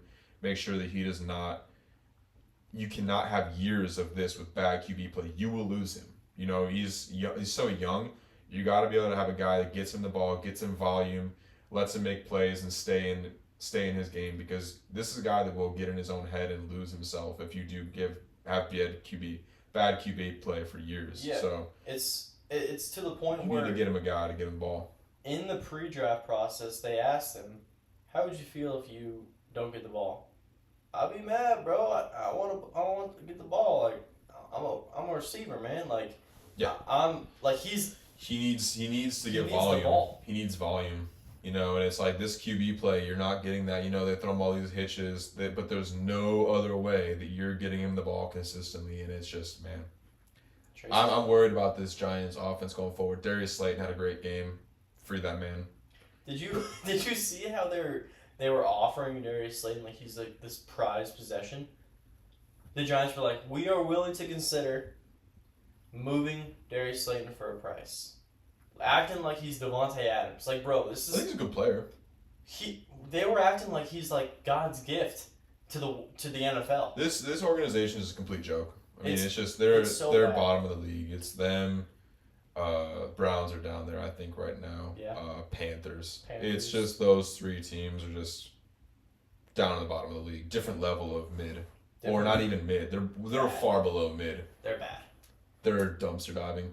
Steelers tried to let him back in this game, honestly. Yeah, I don't know what was Shout out my guy Calvin Austin. I think Calvin Austin's having a breakout year. Oh. I was kind of hoping he'd be able to fill a role, kind of like a Tyler Lockett. So, with Russell Wilson giving the ball. So I've been pretty impressed with him. But Najee Harris just does not get north and south enough. So we'll see with the season as it goes on. But Steelers 6-2.